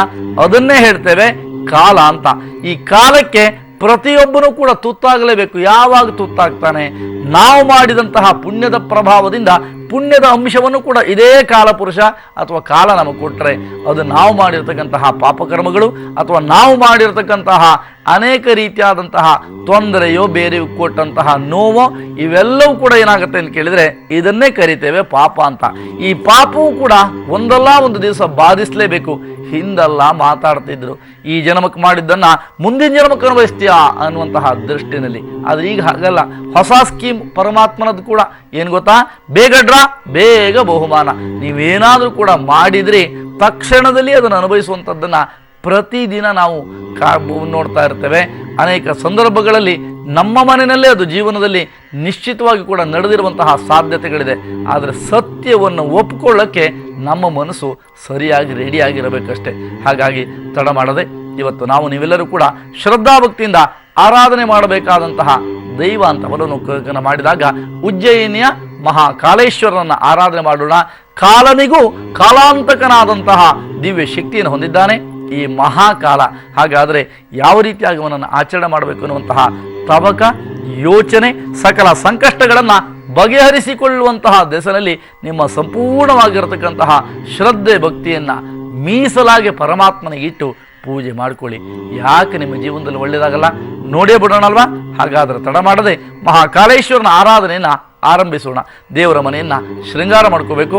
ಓಂಕಾರವನ್ನು ಚಿತ್ರಿಸಿ, ಅಂದರೆ ರಂಗೋಲಿನಲ್ಲಿ ಓಂಕಾರವನ್ನು ಹಾಕ್ತಾ ಓಂಕಾರದ ಮೇಲೆ ಪೀಠವನ್ನಿಟ್ಟು ಆ ಪೀಠದ ಮೇಲೆ ಅಕ್ಕಿಯನ್ನು ಇಡುತ್ತಾ ಆ ಅಕ್ಕಿಯ ಮೇಲೆ ಒಂದು ಜ್ಯೋತಿಯನ್ನು ಸುತ್ತಲೂ ಕೂಡ ಒಂದು ಮಣ್ಣಿನ ಹಣತೆ ಅಂತ ಏನು ಕರೀತಿರೋ ಮಣ್ಣಿನ ಹಣತೆಯಿಂದ ಕೂಡಿರತಕ್ಕಂತಹ ಒಂದು ದೀಪವನ್ನು ಅಂಟಿಸಿ ಅದರ ಪಕ್ಕದಲ್ಲಿ ಬೆಳ್ಳಿ ಇದೆಯೋ, ಬಂಗಾರ ಇದೆಯೋ, ವಜ್ರ ವೈಡೂರ್ಯ ನವರತ್ನ ಖಚಿತವಾದಂತಹ ಲಿಂಗಗಳಿದೆಯೋ ನನಗೆ ಗೊತ್ತಿಲ್ಲ, ಅಥವಾ ಮೃತ್ತಿಕಾಮಯ ಮಣ್ಣಿನಿಂದ ತಯಾರಿಸಿದಂತಹ ಲಿಂಗವು ಕೂಡ ಶ್ರೇಷ್ಠ ಶ್ರೇಷ್ಠವಾದಂಥ ಅಂಶವನ್ನು ಪಡ್ಕೊಳ್ಳುತ್ತೆ. ಹಾಗಾಗಿ ಏನು ಅಂತ ಕೇಳಿದರೆ, ನಿಮ್ಮ ಭಾವನೆಗಾಗಿ ಮಾತ್ರವೇ ಮೂರ್ತಿ ವಿನಃ ಪರಮಾತ್ಮ ಭವಬಂಧನವನ್ನು ಬಿಡಿಸುವಂತಹ ಶಕ್ತಿಯನ್ನು ಆ ಭವಮೋಚಕನಾದಂತಹ ಪರಮಾತ್ಮ ನಮ್ಮೆಲ್ಲರಿಗೆ ಮಹಾಕಾಲೇಶ್ವರ ಕೊಡ್ತಾನೆ. ಆ ದೆಸನಲ್ಲಿ ವಿಗ್ರಹವನ್ನು ಕೆಳಗಿರಿಸಿಕೊಂಡು ಬಲಬದಿಯಲ್ಲಿ ವಿಶೇಷವಾದಂತಹ ಪೂಜಾ ದ್ರವ್ಯಗಳನ್ನು ಸಿದ್ಧಪಡಿಸಿಕೊಂಡಿರಬೇಕು. ಅರಿಶಿನ ಕುಂಕುಮ, ವಿಧ ವಿಧವಾದಂತಹ ಒಂದು ಪತ್ರೆ ಪುಷ್ಪಗಳನ್ನು ಒಳಗೊಂಡಂತೆ ತುಂಬೆ ಹೂ ಬಹಳ ಶ್ರೇಷ್ಠ ಎಂದಿನಂತೆ ನಿಮಗೆ ಗೊತ್ತಿದೆ. ಎಲ್ಲ ರೀತಿಯಾದಂಥ ದ್ರವ್ಯಗಳ ಜೊತೆಗೆ ಬಿಲ್ಲುಪತ್ರೆ ಅಲ್ವೇ ಪರಮಾತ್ಮನಿಗೆ ಪ್ರೀತಿಯಾಗಿರುವಂಥದ್ದು. ಬಿಲ್ಲುಪತ್ರೆಯನ್ನು ಕೂಡ ಸಂಗ್ರಹ ಮಾಡಿಟ್ಕೊಂಡಿರಿ. ಹಾಗೆ ವಿಶೇಷವಾಗಿರತಕ್ಕಂತಹ ಒಂದಿಷ್ಟು ಪ್ರಮಾಣದಲ್ಲಿರಬಹುದಾದ ಅಂದರೆ ತಿಲಾಕ್ಷತೆ ಎಳ್ಳನ್ನು ಕೂಡ ಸಂಪಾದನೆ ಮಾಡಿಕೊಂಡು ಕೆಂಪು ಅಕ್ಷತೆಯನ್ನು ನಿರ್ಮಾಣ ಮಾಡಿಕೊಂಡಿರಬೇಕು. ಕೆಂಪು ಅಕ್ಷತೆಯನ್ನು ಇತ್ಯಾದಿ ಎಲ್ಲ ರೀತಿಯಾದಂತಹ ಪೂಜಾ ದ್ರವ್ಯಗಳನ್ನು ಸಿದ್ಧಪಡಿಸಿಕೊಂಡು ಬಲಭಾಗದಲ್ಲಿ ಆ ಪರಮಾತ್ಮ ಆಗಿರತಕ್ಕಂತಹ ಇದರಲ್ಲಿ ಜ್ಯೋತಿರ್ಲಿಂಗ ಅಂತ ಕರಿತೇವೆ. ಜ್ಯೋತಿ ಅಂದರೆ ಬೆಳಕು. ಹಾಗಾದರೆ ನಮ್ಮ ಜೀವನದಲ್ಲಿ ನಮಗೆ ಬೇಕಾದಷ್ಟು ದುಡ್ಡಿದೆ ರೀ, ಬೇಕಾದಷ್ಟು ಹಣ ಇದೆ, ಸಂಪಾದನೆ ಇದೆ, ಏನೇನಾಗುತ್ತೋ ಯಾವ್ಯಾವ ಕ್ಷಣಕ್ಕೆ ಗೊತ್ತಾಗಲ್ಲ ಅಲ್ವೇ. ಈಗ ಒಂದು ತಿಂಗಳ ಈಚೆಗೆ ನೋಡಿದರೆ 2,000 ಅಲಿಯೋ ಪರಿಸ್ಥಿತಿ ನಮಗೆ ಬಂದೋಗಿದೆ ಅಲ್ವಾ. ಹಾಗಾಗಿ ಯಾವುದೇ ಕಾರಣಕ್ಕೆ ಚಿಂತೆ ಮಾಡಬೇಡಿ. ಕಷ್ಟ ಎನ್ನುವಂಥ ಕತ್ತಲು ಆಡಿಸಿ ಬೆಳಕೆನ್ನುವಂತಹ ಸುಖವನ್ನು ಪರಮಾತ್ಮ ಕೊಡಲಿ. ಇದೇ ನಮ್ಮ ಉದ್ದೇಶ ಅಲ್ವೇ. ಪ್ರತಿಯೊಬ್ಬ ಕೂಡ ಪರಮಾತ್ಮನ ಕೇಳೋದೇನಂತ ಕೇಳಿದರೆ, ನಾನು ಸುಖವಾಗಿರಬೇಕು, ನನ್ನವರು ಸುಖವಾಗಿರಬೇಕು. ಇದೇ ನಮ್ಮ ಉದ್ಘೋಷಗಳಲ್ವೇ. ಹಾಗಾಗಿ ಯಾರ್ಯಾರಿದ್ದೀರೋ ರಾಜಕಾರಣದಲ್ಲಿ ಹಿನ್ನಡೆಯನ್ನು ಒಂದು ಪಡೆದುಕೊಂಡು ನಿಮ್ಮ ಜೀವನದಲ್ಲಿ ಮಹೋನ್ನತವಾದಂತಹ ಕನಸುಗಳು ಕನಸಾಗಿಯೇ ಇದೆಯೇ, ಹಾಗಾದರೆ ಚಿಂತೆ ಮಾಡದೆ ಮಹಾಕಾಲನ ಒಂದು ಪೂಜೆಗೆ ಸಿದ್ಧರಾಗಬೇಕು. ವ್ಯಾಪಾರದಲ್ಲಿ ಇನ್ನು ನನ್ನ ಜೀವನದಲ್ಲಿ ಏನೂ ಕೂಡ ಮಾಡಲಾಗದಂತಹ ಸ್ಥಿತಿಯಲ್ಲಿ ನಾನಿದ್ದೇನೆ ಎನ್ನುವಂತಹ ಚಿಂತೆಗೆ ನೀವುಗಳು ಒಳಗಾಗಿದ್ದೀರೆ, ಹೆದರುವ ಅಗತ್ಯ ಇಲ್ಲ. ಈ ಮಹಾಕಾಲನ ಆರಾಧನೆಯನ್ನು ಆರಂಭಿಸಿಕೊಳ್ಳಿ. ವಿದ್ಯಾರ್ಥಿಗಳು ನಮ್ಮ ಜೀವನದಲ್ಲಿ ಮಹೋನ್ನತವಾದಂತಹ ಕೆಲವು ಕೆಲಸವನ್ನು ಮಾಡಬೇಕು ಅನ್ನುವಂತಹ ದೃಷ್ಟಿ ಇಟ್ಟುಕೊಂಡು ಯಾವುದನ್ನು ಕೂಡ ಮಾಡಲಾಗದಂತಹ ಒಂದು ಸ್ಥಿತಿಯಲ್ಲಿ ಪರಿಚಯಿಸ್ತಾ ಇದ್ದೀರಾ, ಚಿಂತೆ ಮಾಡಬೇಡಿ. ಖಂಡಿತವಾಗಿ ಮಹಾಕಾಲನ ಆರಾಧನೆಯನ್ನು ಮಾಡಿ. ಇನ್ನು ಕೆಲವರು ಜೀವನದಲ್ಲಿ ಎಲ್ಲ ರೀತಿಯಾದಂತಹ ಒಂದು ದಾನವನ್ನು ಮಾಡಿದ್ದೀನಿ, ಧರ್ಮವನ್ನು ಮಾಡಿದ್ದೀನಿ, ಆ ದಾನ ಧರ್ಮದ ಜೊತೆಗೆ ನನಗೆ ಇಹದಲ್ಲಿ ಬೇಕಾದಂತಹ ಸುಖವೇ ಸಿಗ್ತಾ ಇಲ್ಲ, ಮಕ್ಕಳು ನೆಮ್ಮದಿಯನ್ನು ಕೊಡ್ತಾ ಇಲ್ಲ ಎನ್ನುವಂತಹ ಭಾವನೆಯಲ್ಲಿ ಬಳಲ್ತಾ ಇದ್ದರೆ ತಡ ಮಾಡಬೇಡಿ. ಈ ಮಹಾಕಾಲನ ಆರಾಧನೆಗೆ ಸಿದ್ಧಗೊಂಡು ಮಹಾಕಾಲನ ಆರಾಧನೆಯನ್ನು ಮಾಡುವಂಥದ್ದು ತಮ್ಮ ಇಷ್ಟಕ್ಕೆ ಸೀಮಿತ ಆಗೋದಿಲ್ಲ. ಈ ಪೀಠಿಕೆಯನ್ನು ಹೇಳ್ತಾ ಹೋದರೆ 2 ದಿನ ಬೇಕಾದರೂ ಪೀಠಿಕೆ ಹೇಳುವಷ್ಟು ಶಕ್ತಿ, ಸಾಮರ್ಥ್ಯ, ಶಬ್ದ ಭಂಡಾರ, ನಿಮ್ಮ ಅನುಗ್ರಹ, ನಿಮ್ಮ ಆಶೀರ್ವಾದ ಇವೆಲ್ಲವೂ ಕೂಡ ನನಗಿದೆ. ಆದರೆ ಸಮಯದ ಅವಕಾಶ ಇದೆ. ಎಲ್ಲ ರೀತಿಯಾದಂತಹ ಸಂಕಷ್ಟಗಳನ್ನು ಬಗೆಹರಿಸಿಕೊಳ್ಳುವಂತಹ ದೆಸೆಯಲ್ಲಿ ಸಹಕಾರಿಯಾಗುತ್ತೆ. ಇವತ್ತು ಹೇಳಿಕೊಡ್ತಕ್ಕಂತಹ ಮಹಾಕಾಲೇಶ್ವರನ ಆರಾಧನೆ, ಮಹಾಕಾಲೇಶ್ವರನ ಪೂಜೆ, ಪ್ರಾರ್ಥನೆ ತಡ ಮಾಡದೆ ಪೂಜೆಯನ್ನು ಆರಂಭಿಸೋಣ ಅಲ್ವಾ. ಹಾಗಾದರೆ ದೀಪವನ್ನು ಅಂಟಿಸಿಕೊಂಡಿದ್ದೀರಿ, ಅದರ ಪಕ್ಕದಲ್ಲಿ 2 ದೀಪಗಳನ್ನು ಸಾಧ್ಯ ಇದ್ದಲ್ಲಿ 2 ದೀಪಗಳನ್ನು ಅಂಟಿಸಿಕೊಳ್ಳುತ್ತಾ ಇವತ್ತು ಹೇಳಿಕೊಡ್ತಕ್ಕಂತಹ ವಿಶೇಷ ಪೂಜೆಯನ್ನು ಮಾಡಲೇಬೇಕು. ನೈವೇದ್ಯ, ಆ ನೈವೇದ್ಯಕ್ಕೆ ಸಂಬಂಧಪಟ್ಟಂತೆ ಮೊಸರನ್ನು ಬಹಳ ಶ್ರೇಷ್ಠವಾಗಿರುವಂತಹ ಒಂದು ಪದಾರ್ಥ ಆಗಿದೆ. ಪರಮಾತ್ಮನಿಗೆ ಎಳ್ಳಿನಿಂದ ತಯಾರಿಸಿದಂತಹ ದ್ರವ್ಯಗಳನ್ನು ಕೂಡ ಸಿದ್ಧಪಡಿಸಿಕೊಂಡು ಪೂಜೆಯನ್ನು ಆರಂಭಿಸುವಂಥ ಎಂದಿನಂತೆ ಘಂಟಾನಾದ, ಭೂತಾಯ ಪ್ರಾರ್ಥನೆ, ಆಸನಾದಿ ಶುದ್ಧಿಗಳು, ಹಾಗೆ ಪ್ರಾಣಾಯಾಮ ಎನ್ನುವಂಥದ್ದು ಆರೋಗ್ಯ, ಆಯುಷ್ಯ ಇವೆರಡವನ್ನು ಕೂಡ ವೃದ್ಧಿ ಮಾಡುತ್ತಲ್ವೇ. ಹಾಗಾಗಿ ದೀರ್ಘವಾದಂಥ ಉಸಿರನ್ನು ಎಡಮೂಗಿನಿಂದ ಎಳೆದುಕೊಳ್ಳುತ್ತಾ ಬಲಮೂಗಿನಿಂದ ನಿಧಾನಗತಿಯಲ್ಲಿ ಉಸಿರನ್ನು ಬಿಡ್ತಾ ಬರಬೇಕು. ಅಂಗುಲ್ಯಾಗ್ರೇ ನಾಸಿಕಾಗ್ರೇ ಸಂಪೀಡ್ಯಂ ಪಾಪನಾಶನಂ ಪ್ರಾಣಾಯಾಮಂ ಇದಂ ಪ್ರೋಕ್ತಂ ಋಷಿಭಿಃ ಪರಿಕಲ್ಪಿತಂ ಎನ್ನುವಂತಹ ದಿವ್ಯ ಮಂತ್ರದಿಂದ ಪ್ರಾಣಾಯಾಮವನ್ನು ಮಾಡಿ ದೀರ್ಘವಾದಂಥ ಉಸಿರಾಟವನ್ನು ಪೂರೈಸಿದ್ದೀರಿ ಅಂತ ಅನ್ಕೋತೀನಿ. ಈ ಉಸಿರಾಟವನ್ನು ದೀರ್ಘವಾದಂತಹ ಉಸಿರಾಟ ಮತ್ತು ಪ್ರಾಣಾಯಾಮ ಅಂತ ಏನು ಕರಿತೀರೋ, ಇದು ನಿಮ್ಮ ಮನಸ್ಸಿನ ಕಾನ್ಸಂಟ್ರೇಷನ್ ಲೆವೆಲ್ ಅಂತ ಏನು ಕರಿತೀರೋ ಹಾಗೆ ಅದನ್ನು ಕೂಡ ಜಾಸ್ತಿಯನ್ನು ಮಾಡೋದರಿಂದ ವಿದ್ಯಾರ್ಥಿಗಳಿಗೆ ಇದನ್ನು ಅಭ್ಯಾಸ ಮಾಡಿಸಿ. ದಯವಿಟ್ಟು ತಾಯಂದಿರಲ್ಲಿ ನಾನು ಪ್ರಾರ್ಥನೆ ಮಾಡಿ ಕೇಳೋದಿಷ್ಟೇ, ದೇವರು ಪೂಜೆ ಪುನಸ್ಕಾರಗಳನ್ನು ನಿಮ್ಮ ಚಿಕ್ಕ ಮಕ್ಕಳಿಗೆ ಹೇಳಿಕೊಡಿ. ಅಥವಾ ಇನ್ನು ಕೆಲವು ದಿನಗಳಲ್ಲಿ ಮಕ್ಕಳಿಂದ ಹೇಗೆ ಪೂಜೆ ಮಾಡಿಸ್ಬೇಕು, ದೊಡ್ಡವರು ಹೇಗೆ ಪೂಜೆ ಮಾಡಬೇಕು, ಮಹಿಳೆಯರು ಇರಬೇಕಾದಂತಹ ದಿಕ್ಕುಗಳು ಯಾವುದು, ಪುರುಷರು ಯಾವ ರೀತಿಯಲ್ಲಿ ಪೂಜೆಯನ್ನು ಮಾಡಬೇಕು ಅನ್ನುವಂಥದ್ದನ್ನು ಪ್ರತ್ಯಕ್ಷವಾಗಿ ಕುಳ್ಳಿರಿಸಿಕೊಂಡು ಅವರ ದೇವರ ಮನೆಯಲ್ಲಿ ನಾವು ಪೂಜೆ ಮಾಡಿಸುವಂತಹ ಪ್ರಕ್ರಿಯೆಯನ್ನು ಮುಂದುವರಿಸ್ತೇವೆ. ಹೊಸದಾದಂತಹ ಪ್ರಯೋಗಗಳು, ವಿಭಿನ್ನವಾದಂತಹ ನಿಲುವುಗಳನ್ನು ಬರಮಾಡಿಕೊಳ್ತೀರಿ, ನಿಲುವುಗಳನ್ನು ಕಾಣ್ತೀರಿ. ಅನೇಕ ಕ್ಷೇತ್ರಗಳನ್ನು ಕೂಡ ದರ್ಶನ ಮಾಡ್ತಕ್ಕಂತಹ ಅನೇಕ ಹೊಸ ವಿಚಾರಗಳನ್ನು ತಿಳಿಸಿಕೊಡ್ತೇನೆ ಈ ವಿಶೇಷವಾದಂತಹ ನಿತ್ಯ ಪೂಜಾ ಕಾರ್ಯಕ್ರಮದಲ್ಲಿ. ಹಾಗಾದರೆ ತಡ ಮಾಡದೆ ಪರಮಾತ್ಮನಾಗಿರ್ತಕ್ಕಂತಹ ಮಹಾಕಾಲೇಶ್ವರನ ಆರಾಧನೆ, ಅಭಿಮಂತ್ರಣಕ್ಕೆ ಪರಮಾತ್ಮನನ್ನು ಬರಮಾಡಿಕೊಳ್ಳುವಂತಹ ಪ್ರಕ್ರಿಯೆಗಳಿಗೆ ನಾವು ನೀವೆಲ್ಲರೂ ಕೂಡ ಮುಂದಾಗೋಣ. ಹಾಗಾದರೆ ಎದುರು ಭಾಗದಲ್ಲಿ ಈಶ್ವರನ ವಿಗ್ರಹವನ್ನು ಸಿದ್ಧಪಡಿಸಿಕೊಂಡಿದ್ದೀರಿ, ಅಂದರೆ ಅಣಿ ಮಾಡಿಕೊಂಡಿದ್ದೀರಲ್ವಾ? ಪ್ರಧಾನವಾದಂತಹ ಬಿಲ್ವ ಪತ್ರೆಯನ್ನು, ತುಂಬೆಯ ಪುಷ್ಪವನ್ನು ಹೃದಯ ಭಾಗದಲ್ಲಿ ಇಟ್ಟುಕೊಳ್ಳುತ್ತಾ ಪರಮಾತ್ಮನನ್ನು ಬರಮಾಡಿಕೊಳ್ಳುವಂತಹ ಪ್ರಕ್ರಿಯೆ, ಇದನ್ನು ಆವಾಹನೆ ಎಂದು ಕರೀತೀರಿ. ಓಂ ಕದ್ರುದ್ರಾಯ ಪ್ರಚೇತಸೆ ಮೀಡುಷ್ಟಮಾಯ ತವ್ಯಸೆ ಓಚೆ ವಶಂತ ಮಗಂ ಹೃದಯ ಎನ್ನುವಂತಹ ವೇದ ಮಂತ್ರ ಅಥವಾ ಮಹಾಕಾಲಾಯ ನಮಃ ಎನ್ನುವಂತಹ ಮಂತ್ರದೊಂದಿಗೆ ಅಗ್ನಿವಾಯು ಸೂರ್ಯ ಪ್ರಾಜಾಪತ್ಯಾತ್ಮಕ ರೂಪನಾಗಿ ಪರಮಾತ್ಮನಾಗಿರತಕ್ಕಂತಹ ಮಹಾಕಾಲನನ್ನು ಆ ಒಂದು ವಿಶೇಷವಂತಹ ವಿಗ್ರಹದ ಮೇಲೆ, ಅಂದರೆ ಈಶ್ವರ ಲಿಂಗದ ಮೇಲೆ ಸಮರ್ಪಣೆ ಮಾಡುವಂತಹ ಪ್ರಕ್ರಿಯೆಯನ್ನು ಮುಂದುವರಿಸಿ 4 ಬಾರಿ ಅಕ್ಷತಾದಿಗಳನ್ನು ಸಮರ್ಪಿಸುತ್ತಾ ಮಹಾಕಾಲಂ ಆವಾಹಯಾಮಿ ಎಂದು ಕರಿಬೇಕು. ಪರಮಾತ್ಮನನ್ನು ಧ್ಯಾನಿಸಬೇಕಾದ್ದು ನಿಮ್ಮ ನಮ್ಮ ಇಬ್ಬರ ಕರ್ತವ್ಯ ಕೂಡ ಹೌದು. ಕಾಲನಿಗೆ ಕಾಲಾಂತಕನಾದಂತಹ ಮಹಾಕಾಲನನ್ನು ನಾವೆಲ್ಲರೂ ಕೂಡ ಆರಾಧನೆ ಮಾಡುವಂಥದ್ದು ನಮ್ಮ ಮನೆಯ ಸಂಕಷ್ಟಗಳೆಲ್ಲವೂ ಕೂಡ ಕಾಲಾಂತಕವಾಯಿತು, ಅಂದರೆ ಕಳೆದು ಹೋದವು ಎನ್ನುವಂತಹ ದೃಷ್ಟಿನಲ್ಲಿ. ಹಾಗಾದರೆ ತಡ ಮಾಡದೆ ಧ್ಯಾನಿಸಿಕೊಳ್ಳೋಣ. ಓಂ ಹರಶಂಭೋ ಮಹಾದೇವಾಯ ವಿಶ್ವೇಶಾಮರವಲ್ಲಭಾಯ್ ಶಿವಶಂಕರ ಸರ್ವಾತ್ಮನ್ ನೀಲಕಂಠ ನಮೋ ಸ್ತುತೆ ಎನ್ನುವಂತಹ ಮಂತ್ರದಿಂದ ಅಗ್ನಿವಾಯು ಸೂರ್ಯ ಪ್ರಾಜಾಪತ್ಯಾತ್ಮಕ ರೂಪನಾಗಿ ಆರಾಧನೆಗೊಂಡ ಈಶ್ವರನ ವಿಗ್ರಹದ ಮೇಲೆ ಧ್ಯಾನವನ್ನು ಸಂಪನ್ನಗೊಳಿಸುತ್ತಾ ಅಕ್ಷತಾದಿಗಳನ್ನು ಸಮರ್ಪಿಸಬೇಕು. ಭಗವಂತನನ್ನು ಸ್ವಾಗತಿಸಿ ಎಂದಿನಂತೆ 4 ಉದ್ಧರಣೆ ನೀರು, ಪಾದ್ಯ, ಅರ್ಘ್ಯ, ಆಚಮನೆಯ ಮಧುಬರ್ಕಾದಿಗಳನ್ನು ಪೂರೈಸಿ ಇರುವಂತಹ ವಿಗ್ರಹವನ್ನು ದೇವರ ಪೀಠದಿಂದ ಕೆಳಗಿರಿಸಿಕೊಳ್ಳುತ್ತಾ, ತಾಮ್ರ ಇದೆಯೋ, ಬೆಳ್ಳಿ ಇದೆಯೋ, ಬಂಗಾರದ ಹರಿವಾಣಗಳಿದೆಯೋ ಗೊತ್ತಿಲ್ಲ ನನಗೆ, ಆ ಹರಿವಾಣಗಳ ಮಧ್ಯದಲ್ಲಿ ಈಶ್ವರನ ವಿಗ್ರಹವನ್ನು ಕೆಳಗಿರಿಸಿ ಅಭಿಷೇಕವನ್ನು ಮಾಡ್ತಾ ಬರಬೇಕು ಜಗದೊಡೆಯನಾದಂತಹ ಮಹಾಕಾಲನಿಗೆ. ಓಂ ನಮಸ್ತೆ ಅಸ್ತು ಭಗವನ್ ವಿಶ್ವೇಶ್ವರಾಯ ಮಹಾದೇವಾಯ ತ್ರಂಬಕಾಯ ತ್ರಿಪರಾಂತಕಾಯ ತ್ರಿಗಾಗ್ನಿ ಕಾಲಾಯ ಕಾಲಾಗ್ನಿ ರುದ್ರಾಯ ನೀಲಕಂಠಾಯ ಮೃತ್ಯುಂಜಯಾಯ ಸರ್ವೇಶ್ವರಾಯ ಸದಾಶಿವಾಯ ಶಂಕರಾಯ ಶ್ರೀಮನ್ ಮಹಾದೇವಾಯ ನಮಃ ಎನ್ನುವಂತಹ ಮಂತ್ರದಿಂದ ವಿಶೇಷವಾದಂಥ ಅಭಿಷೇಕಾದಿಗಳನ್ನು ಪರಮಾತ್ಮನಿಗೆ ಗೈದು, ಅಂದರೆ ಪಂಚಾಮೃತ ಸಾಮಗ್ರಿಗಳನ್ನು ಒಳಗೊಂಡಂತೆ ಮಹಾಭಿಷೇಕವನ್ನು ಪರಮಾತ್ಮನಿಗೆ ಗೈದಿದ್ದೀರಿ ಅಂತ ಅನ್ಕೋತೀನಿ. ಎಂದಿನಂತೆ ವಿಗ್ರಹಾದಿಗಳನ್ನು ಸ್ವಚ್ಛಗೊಳಿಸುತ್ತಾ ದೇವರ ಪೀಠದ ಮೇಲೆ ಭಗವಂತ ಅಂದರೆ ಮಹಾಕಾಲೇಶ್ವರನನ್ನು ಪ್ರತಿಷ್ಠಾಪನೆ ಮಾಡಿದ್ದೀರಿ. ಶೃಂಗದ ಒಂದು ತುತ್ತ ತುದಿಯಲ್ಲಿರ್ತಕ್ಕಂತಹ ಸ್ವರ್ಣ ಶೃಂಗದಲ್ಲಿರ್ತಕ್ಕಂತಹ ಮಹಾಕಾಲ ನಿಮ್ಮ ಮನೆಯಲ್ಲಿ ಇವತ್ತು ನೆಲೆಗೊಂಡಿದ್ದಾನೆ. ಅವನ ದಿವ್ಯವಾದಂತಹ ಮಹಾಸನ್ನಿಧಾನ ಬಂದೇ ಬರುತ್ತೆ. ಯಾವುದೇ ಕಾರಣಕ್ಕೆ ದೃಢವಾದಂತಹ ನಿರ್ಧಾರ, ದೃಢವಾದಂತಹ ಸಂಪೂರ್ಣವಾಗಿರತಕ್ಕಂಥ ನಂಬಿಕೆಯನ್ನು ಭಗವಂತನ ಮೇಲೆ ಇಡುವುದರಿಂದ ಮಾತ್ರವೇ ಸಾಧ್ಯ ಆಗುತ್ತೆ ಇವೆಲ್ಲವೂ ಕೂಡ. ಹಾಗಾದರೆ ದೇವರ ಪೀಠದ ಮೇಲೆ ಪ್ರತಿಷ್ಠಾಪನೆ ಮಾಡಿ ವಸ್ತ್ರವನ್ನು ಅರ್ಪಿಸುತ್ತಾ ಉಪವೀತ ಸ್ಥಾನದಲ್ಲಿ 2 ಅಕ್ಷತಾದಿಗಳನ್ನು ಭಗವಂತನಿಗೆ ಸಮರ್ಪಿಸುವಂತಹ ಪ್ರಕ್ರಿಯೆಯನ್ನು ಮುಂದುವರಿಸುವಂಥದ್ದು. ಗಂಧದ ಲೇಪನ ಅತಿ ಮುಖ್ಯವಾಗಿರುತ್ತೆ. ಹಾಗಾಗಿ ಗಂಧವನ್ನು ಪರಮಾತ್ಮನಿಗೆ ಸಮರ್ಪಿಸುವಂತಹ ಪ್ರಕ್ರಿಯೆ. ಓಂ ಶ್ರೀಕಂಠಂ ಚಂದನಂ ದಿವ್ಯಂ ಗಂಧಾಢ್ಯ ಸುಮನೋಹರಂ ವಿಲೇಪನಂ ಸುರಶ್ರೇಷ್ಠ ಚಂದನಂ ಪ್ರತಿಗೃಹ್ಯತ ಎನ್ನುವಂತಹ ಮಂತ್ರದಿಂದ ಗಂಧವನ್ನು ಭಗವಂತನಿಗೆ ಅರ್ಪಿಸುತ್ತಾ ಉಪವೀತ ಸ್ಥಾನದಲ್ಲಿ 2 ಅಕ್ಷತಾದಿಗಳನ್ನು ಸಮರ್ಪಿಸಿ ಪುನಃ ಗಂಧದ ಜೊತೆಗೆ ವಿಧ ವಿಧವಾದಂಥ ಅಲಂಕಾರವನ್ನು ಮಾಡುವಂಥದ್ದು.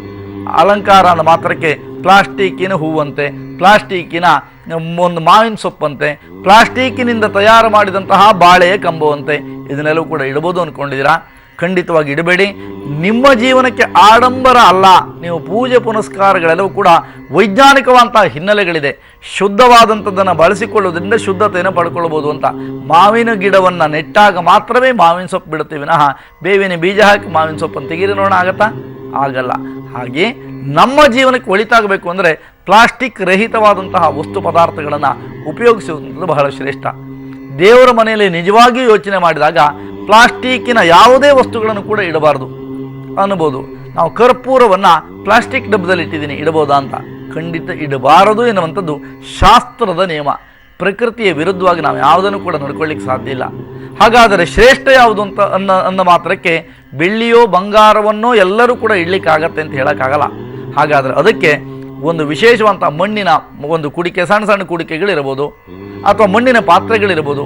ಮಣ್ಣು ಕೂಡ ಇವತ್ತೇನು ಕಡಿಮೆ ಅನ್ನುವಂತಹ ಒಂದು ಸ್ಥಿತಿಯಲ್ಲೇನಿಲ್ಲ.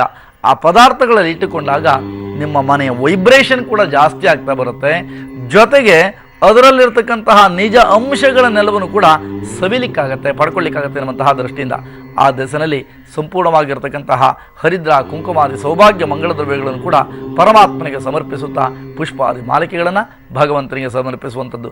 ಮಲ್ಲಿಕಾ ಸುಗಂಧೀನಿ ಮಾಲತ್ಯಾದೀನಿ ವೈಪ್ರಭೋ ಮಯಾರ್ಥಾನಿ ಪೂಜಾರ್ಥಂ ಪುಷ್ಪಾಣಿ ಪ್ರತಿಗೃಹ್ಯತಾಂ ಕಾಲೇಶ್ವರಾಯ ನಮಃ ಎನ್ನುವಂತಹ ಮಂತ್ರದಿಂದ ಆ ಪರಮಾತ್ಮನಿಗೆ ಪುಷ್ಪಾದಿ ಮಾಲಿಕೆಗಳನ್ನು ಸಮರ್ಪಿಸುತ್ತಾ ನಾಮಪೂಜೆಯನ್ನು ಪೂರೈಸುವಂತಹ ಪೂರ್ವದಲ್ಲಿ ಜನ್ಮ ಜನ್ಮಾಂತರದ ಪಾಪಗಳನ್ನು ಸಂಹಾರ ಮಾಡುವಂತಹ ದೆಸನಲ್ಲಿ ಮಹಾಕಾಲನಿಗೆ ಸಮರ್ಪಿಸಬೇಕಾದ್ದೇನು ಗೊತ್ತೇ? ಬಿಲ್ಪತ್ರೆ. ಹಾಗಾಗಿ ಗಂಡ ಹೆಂಡತಿಯರಿಬ್ಬರೂ ಕೂಡ 6 ಬಿಲ್ವಪತ್ರೆಗಳನ್ನು ಸಮರ್ಪಣೆ ಮಾಡಬೇಕು. 6 ಯಾಕೆ ಅನ್ನೋದಕ್ಕೂ ಕೂಡ ಫಲಭಾಗದಲ್ಲಿ ಸಮಯ ಇದ್ದರೆ ತಿಳಿಸುವಂತಹ ಪ್ರಯತ್ನಗಳನ್ನು ಮಾಡ್ತೇನೆ. ಇಲ್ಲ ಸಲ್ಲದ್ದನ್ನು ಒಂದೇ ಒಂದು ಮಾತುಗಳನ್ನು ಕೂಡ ನಾನು ಆಡೋದಿಲ್ಲ. ಆಧಾರ ರಹಿತವಾಗಿ ಮಾತನಾಡುವ ಪ್ರಶ್ನೆಗಳಿಲ್ವೇ ಇಲ್ಲ. ಪ್ರಶ್ನೆ ಮಾಡಿ ಜನರನ್ನು ಯಾವುದೋ ಪೂಜೆ ಮಾಡಲಿಕ್ಕೆ ಯಾರೋ ಒಬ್ಬ ವ್ಯಕ್ತಿ ಹೇಳ್ದ ಅಂತಾದರೆ ಇದರ ಆಧಾರಗಳೇನು, ಎಲ್ಲಿದೆ, ಯಾವ ಆಧಾರವನ್ನು ಇಟ್ಟುಕೊಂಡು ಹೇಳ್ತಾ ಇದ್ದೀರಿ ಅನ್ನೋದನ್ನು ಪ್ರಶ್ನೆ ಮಾಡಿದಾಗ ನಿಮಗೆ ಅದಕ್ಕೆ ಸಂಪೂರ್ಣವಾಗಿರ್ತಕ್ಕಂಥ ವಿವರಣೆ ಅಥವಾ ಸಂಪೂರ್ಣವಾಗಿರ್ತಕ್ಕಂತಹ ಸ್ಥಿತಿಗತಿಗಳು ಅರಿವಾಗುತ್ತೆ ವಿನಃ ಇಲ್ಲ ಸಲ್ಲದ್ದನ್ನು ದಯವಿಟ್ಟು ಬೆಂಬಲಿಸಬೇಡಿ ಅನ್ನುವಂಥದ್ದು ನನ್ನ ಕರೆ, ನನ್ನ ವೀಕ್ಷಕರಿಗಾಗಿ.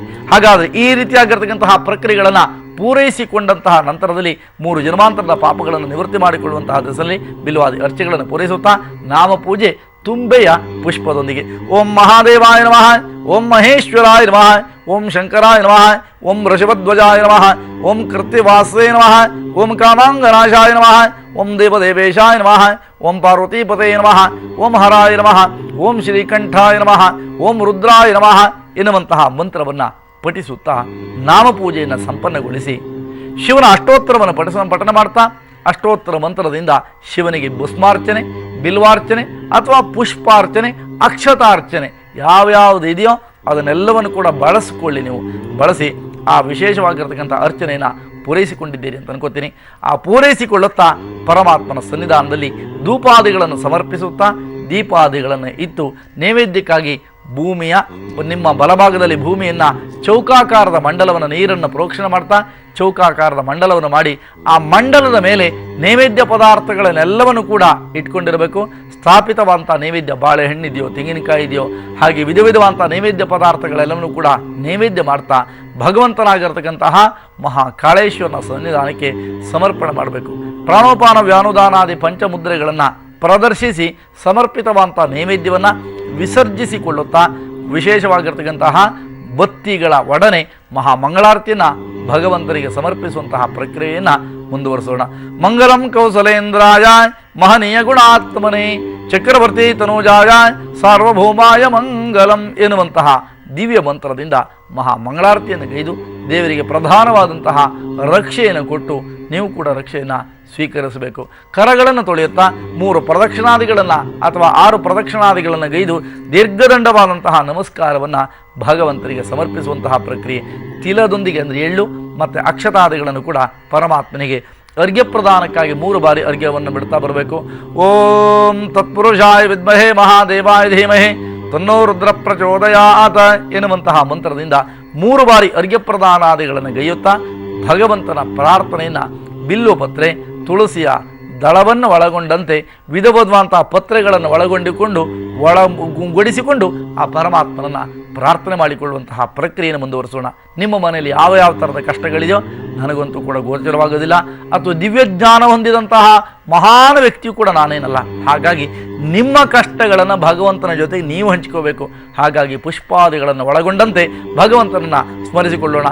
ಓಂ ಆತ್ಮಾತ್ಮಂ ಗಿರಿಜಾಮತಿ ಸಹಚರ ಪ್ರಾಣ ಶರೀರಂಗ್ರಹಂ ಪೂಜಾತೆ ವಿಷಯೋಪಭೋಗ ರಚನಾ ನಿದ್ರಾ ಸಮಾಧಿ ಸ್ಥಿತಿ ಸಂಚಾರ ಪ್ರದಯೋ ಪ್ರದಕ್ಷಿಣಗಿರೋ ಸ್ತೋತ್ರಾಣಿ ಸರ್ವಾಂಗಿರೋ ಯದ್ಯತ್ಕರ್ಮ ತದೋಮಿತ್ತದಖಿಲಂ ಶಂಭೋ ತವಾರಾಧನಂ ಎನ್ನುವಂತಹ ದಿವ್ಯ ಮಂತ್ರದಿಂದ ಪರಮಾತ್ಮನ್ನ ಸ್ಮರಿಸಿಕೊಂಡು ದಿವ್ಯವಾದಂತಹ ಸನ್ನಿಧಾನದಲ್ಲಿ ಪುಷ್ಪಾಕ್ಷತಾದಿಗಳನ್ನು ಸಮರ್ಪಿಸಿಕೊಂಡು ಪ್ರಸಾದವನ್ನು ಸ್ವೀಕರಿಸುವುದರಿಂದ ಅನವರ್ತವಾದಂತಹ ಯಶಸ್ಸು ನಿಮಗೂ ನಿಮ್ಮ ಕುಟುಂಬಕ್ಕೂ ಕೂಡ ಸಿಗುತ್ತೆ ಎನ್ನುವುದರಲ್ಲಿ ಸಂದೇಹ ಎನ್ನುವಂಥದ್ದು ಬೇಡವೇ ಬೇಡ. ಛತ್ರಚಾಮರಾದಿ ಸಕಲ ಉಪಚಾರಗಳನ್ನು ಕೂಡ ಭಗವಂತನಿಗೆ ಸಮರ್ಪಣೆ ಮಾಡಿದ್ದೇನೆ ಎನ್ನುವಂತಹ ಭಾವನೆಯಿಂದ ಈ ದಿನವನ್ನು ಕಳೆಯುವಂಥದ್ದೇನಿದೆಯೋ ನಿಮ್ಮ ಪಾಲಿನ ನಿಮ್ಮ ಮನೆಯಲ್ಲಿ ಇಲ್ಲಿಯವರೆಗೆ ಇರಬಹುದಾದ ಸಕಲ ರೀತಿಯಂತಹ ಸಂಕಷ್ಟಗಳನ್ನೆಲ್ಲವನ್ನು ಕೂಡ ಬಗೆಹರಿಸುವಲ್ಲಿ ಅನುಕೂಲ ಆಗುತ್ತೆ. ಆ ಕಾರಣದಿಂದ ಪ್ರತಿದಿನ ಕೂಡ ನೀವು ನಿತ್ಯ ಪೂಜಾ ಕಾರ್ಯಕ್ರಮವನ್ನು ನೋಡೋದ್ರಿಂದ ಅನೇಕ ವಿಚಾರಗಳನ್ನು, ಹೊಸದಾದಂತಹ ಪೂಜೆ ಪುನಸ್ಕಾರಗಳನ್ನು, ಆಯಾ ದಿನಕ್ಕೆ ಯಾವ ತಕ್ಕ ಪೂಜೆ ಮಾಡಬೇಕೋ ಅದರ ಸಂಪೂರ್ಣವಾದಂಥ ವಿಚಾರಣೆಗಳನ್ನು ಮತ್ತು ಯಾವ್ಯಾವ ರಾಶಿ, ಯಾವ್ಯಾವ ನಕ್ಷತ್ರದವರು ಯಾವ್ಯಾವ ಪೂಜೆಗಳನ್ನು ಮಾಡಬೇಕು ಎನ್ನುವಂಥದ್ದನ್ನು ಬಹುಶಃ ಮಾಧ್ಯಮ ಇತಿಹಾಸದಲ್ಲೇ ನಿಮ್ಮ ಪಬ್ಲಿಕ್ ಟಿವಿ ನಿತ್ಯ ಪೂಜಾ ಕಾರ್ಯಕ್ರಮ ಮಾತ್ರವೇ ಬಿತ್ತರ ಮಾಡಿದೆ. ಈ ಕಾರ್ಯಕ್ರಮವನ್ನು ಪ್ರತಿದಿನ ಕೂಡ ನೀವು ಮಾಡುವುದರಿಂದ ನಿಮ್ಮ ಜೀವನಕ್ಕೆ ಉತ್ತಮವಾದಂತಹ ನೆಲೆಯನ್ನು ನೀವೇ ಕಲ್ಪಿಸಿಕೊಳ್ತೀರಿ ಎನ್ನುವಂಥದ್ದು ನಮಗಿರುವಂತಹ ಒಂದು ನಂಬಿಕೆ. ಹಾಗಾದರೆ ಬರುವಂತಹ ಜನವರಿ 26ನೇ ತಾರೀಕಿನಂದು ಸಾಮೂಹಿಕವಾದಂತಹ ಶನಿ ಶಾಂತಿ ಯಾಗವನ್ನು ನನ್ನ ಅಧ್ವರ್ಯದಲ್ಲಿ ಹಮ್ಮಿಕೊಂಡಿದ್ದೇನೆ. ಏನಿದ್ರೆ ವಿಶೇಷ ಅಂತ ಕೇಳಬಹುದು. ಹಾಗಾದರೆ ಶನಿಯ ಬದಲಾವಣೆ ಆಗುವಂತಹ ದಿನವಾಗಿದ್ದರಿಂದ ಮೇಷರಾಶಿಗೆ ಅಷ್ಟಮ ಶನಿಯ ಬಿಡುಗಡೆಯ ಕಾಲ ಆಗುತ್ತೆ, ವೃಷಭ ರಾಶಿಗೆ ಆರಂಭದ ಕಾಲ ಆಗುತ್ತೆ, ಕರ್ಕಾಟಕ ರಾಶಿಗೆ ಪಂಚಮ ಶನಿ ಬಿಡುಗಡೆ ಆದರೆ ಸಿಂಹ ರಾಶಿಯವರಿಗೆ ಆರಂಭದ ಕಾಲ ಆಗುತ್ತೆ.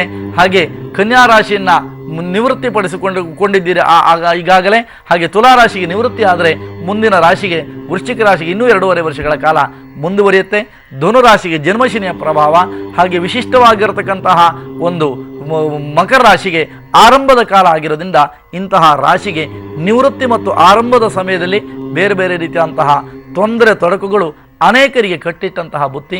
ಇದು ನಾನು ಹೇಳುವಂತಹ ಅಥವಾ ಬೆದರಿಕೆಯ ತಂತ್ರ ಅಂತ ದಯವಿಟ್ಟು ತಿಳ್ಕೊಬೇಡಿ. ಅದರ ಅಗತ್ಯ ಅನಿವಾರ್ಯ ಯಾವುದೂ ಕೂಡ ಇಲ್ಲ. ಈ ದೆಸೆನಲ್ಲಿ ಇದೊಂದು ಕಾರ್ಯಕ್ರಮವನ್ನು ಕಮರ್ಷಿಯಲ್ ಮಾಡದೆ ಯಾವುದೇ ಕಾರಣ ಕಮರ್ಷಿಯಲ್ ಆಗಬಾರ್ದು ಎನ್ನುವಂತಹ ದೃಷ್ಟಿಯಿಂದ ಪ್ರತಿಯೊಬ್ಬರ ಕೈಯಿಂದಲೂ ಕೂಡ ಆಹುತಿಯನ್ನು ಭಗವಂತನಿಗೆ ಸಮರ್ಪಿಸುವಂತಹ ಪ್ರಕ್ರಿಯೆಯನ್ನು ಆರಂಭ ಮಾಡಿದ್ದೇವೆ. ನಿಮಗೆ ಅಗತ್ಯ ಇದ್ದಲ್ಲಿ ಅಥವಾ ನೀವು ಈ ರಾಶಿಗೆ ಸೇರಿದಂತಹ ವ್ಯಕ್ತಿಗಳು ನೀವಾಗಿದ್ದಲ್ಲಿ ದೂರವಾಣಿಯನ್ನು ಸಂಪರ್ಕಿಸಿ, ಕಾರ್ಯಾಲಯವನ್ನು ಸಂಪರ್ಕಿಸುವ ಮುಖೇನವಾಗಿ ನಿಮ್ಮ ಹೆಸರನ್ನು ನೋಂದಾಯಿಸಿಕೊಳ್ಳುವುದರ ಮುಖೇನವಾಗಿ ಈ ಕಾರ್ಯಕ್ರಮದಲ್ಲಿ ಸತ್ಕಾರದಲ್ಲಿ ಪಾಲ್ಗೊಳ್ಳಿ. ಇದರಿಂದ ಏನಾದರೂ ಕೂಡ ಅಲ್ಪ ಪ್ರಮಾಣದ ಹಣ ಮಿಗಿತು ಅಂತಾದರೆ ಅದನ್ನು ಅನಾಥ ಮಕ್ಕಳ ಕಲ್ಯಾಣ ನಿಧಿಗಾಗಿ ಮೀಸಲಾಗಿಡುವಂತಹ ಪ್ರಾಮಾಣಿಕ ಪ್ರಯತ್ನವನ್ನು ಮುಂದುವರಿಸ್ತಾ ಇದ್ದೇನೆ. ಆ ದೆಸೆನಲ್ಲಿ ಒಂದು ಸಣ್ಣದೊಂದು ಪ್ರಯತ್ನ ಈ ಒಂದು ಕಾರ್ಯಕ್ರಮದ ಮುಖೇನವಾಗಿ ನಡೀತಾ ಇದೆ. ಹಾಗಾದರೆ ಶ್ರದ್ಧಾಭಕ್ತಿಯಿಂದ ಇಲ್ಲಿವರೆಗೆ ಕಾಲಾಂತಕನಾಗಿರತಕ್ಕಂತಹ ಮಹಾಕಾಲೇಶ್ವರನ ಆರಾಧನೆಯನ್ನು ಇರತಕ್ಕಂತಹ ಶಕ್ತಿಪೀಠದಿಂದ 12 ಜ್ಯೋತಿರ್ಲಿಂಗವನ್ನು ಎಲ್ಲರಿಗೂ ಕೂಡ ನೋಡಲಿಕ್ಕಾಗೋದಿಲ್ಲ. ಆ ಜ್ಯೋತಿರ್ಲಿಂಗವನ್ನೇ ನಿಮ್ಮ ಮನೆಗೆ ಬರಮಾಡಿಕೊಂಡು ಪೂಜೆಯನ್ನು ಗೈದಿದ್ದೀರಿ. ಖಂಡಿತವಾಗಿ 100ಕ್ಕೆ 100ರಷ್ಟು ಸಮಾಧಾನ, ಸಂತೋಷ ಇವೆಲ್ಲವೂ ಕೂಡ ನಿಮ್ಮ ಪಾಲಿಗೆ ದೊರಕತ್ತೆ. ಯೋಚನೆ ಮಾಡಬೇಕಂತ ಅಗತ್ಯ ಇಲ್ಲ. ಹಾಗಾದರೆ ಪೂಜೆಯನ್ನು ಶ್ರದ್ಧಾಭಕ್ತಿಯಿಂದ ಮಾಡಿದ್ದೀರಿ. ಪೂಜಾ ಫಲಗಳನ್ನು ಕೇಳುತ್ತಾ ನೊಂದವರಿಗೆ ಒಂದಿಷ್ಟು ಸಾಂತ್ವನವನ್ನು ಅಥವಾ ಕೆಲವರ ಸಮಸ್ಯೆಗಳನ್ನು ಬಿಡಿಸುವಂತಹ ಪ್ರಾಮಾಣಿಕ ಪ್ರಯತ್ನವನ್ನು ಮುಂದುವರಿಸೋಣ. ಹಾಗಾದರೆ ಜಗತ್ತಿನ ಅಧಿನಾಯಕನಾದಂತಹ ಮಹಾಕಾಲೇಶ್ವರನ ಪ್ರಾರ್ಥನೆ ಪೂಜಾದಿಗಳೆಲ್ಲವೂ ಕೂಡ ನೆರವೇರಿತು. ನಿಮ್ಮ ಸ್ವಹಸ್ತದಿಂದ ಪರಮಾತ್ಮನನ್ನು ನೀವು ದರ್ಶನ ಮಾಡಿದ್ರಿ. ವಿಶೇಷವಾಗಿರ್ತಕ್ಕಂಥ ದೂರದರ್ಶನ ಅಂತ ಚಿಂತೆ ಮಾಡಬೇಡಿ. ಅದರ ದರ್ಶನವನ್ನು ಮಾಡುವುದರಿಂದಲೇ ಭಗವಂತ ಒಂದು ಮಾತನ್ನು ಹೇಳ್ತಾನೆ ರೀ, ಕರ್ತೃ ದರ್ಶನ ಮಾತ್ರದ ಶಿವಬಲಂ ತತ್ ಪಂಚಭೂತಾತ್ಮಕಂ. ಏನಿದರ ಅರ್ಥ? ಪಂಚಭೂತಗಳಿಂದ ಆವೃತವಾದಂತಹ ಶರೀರ.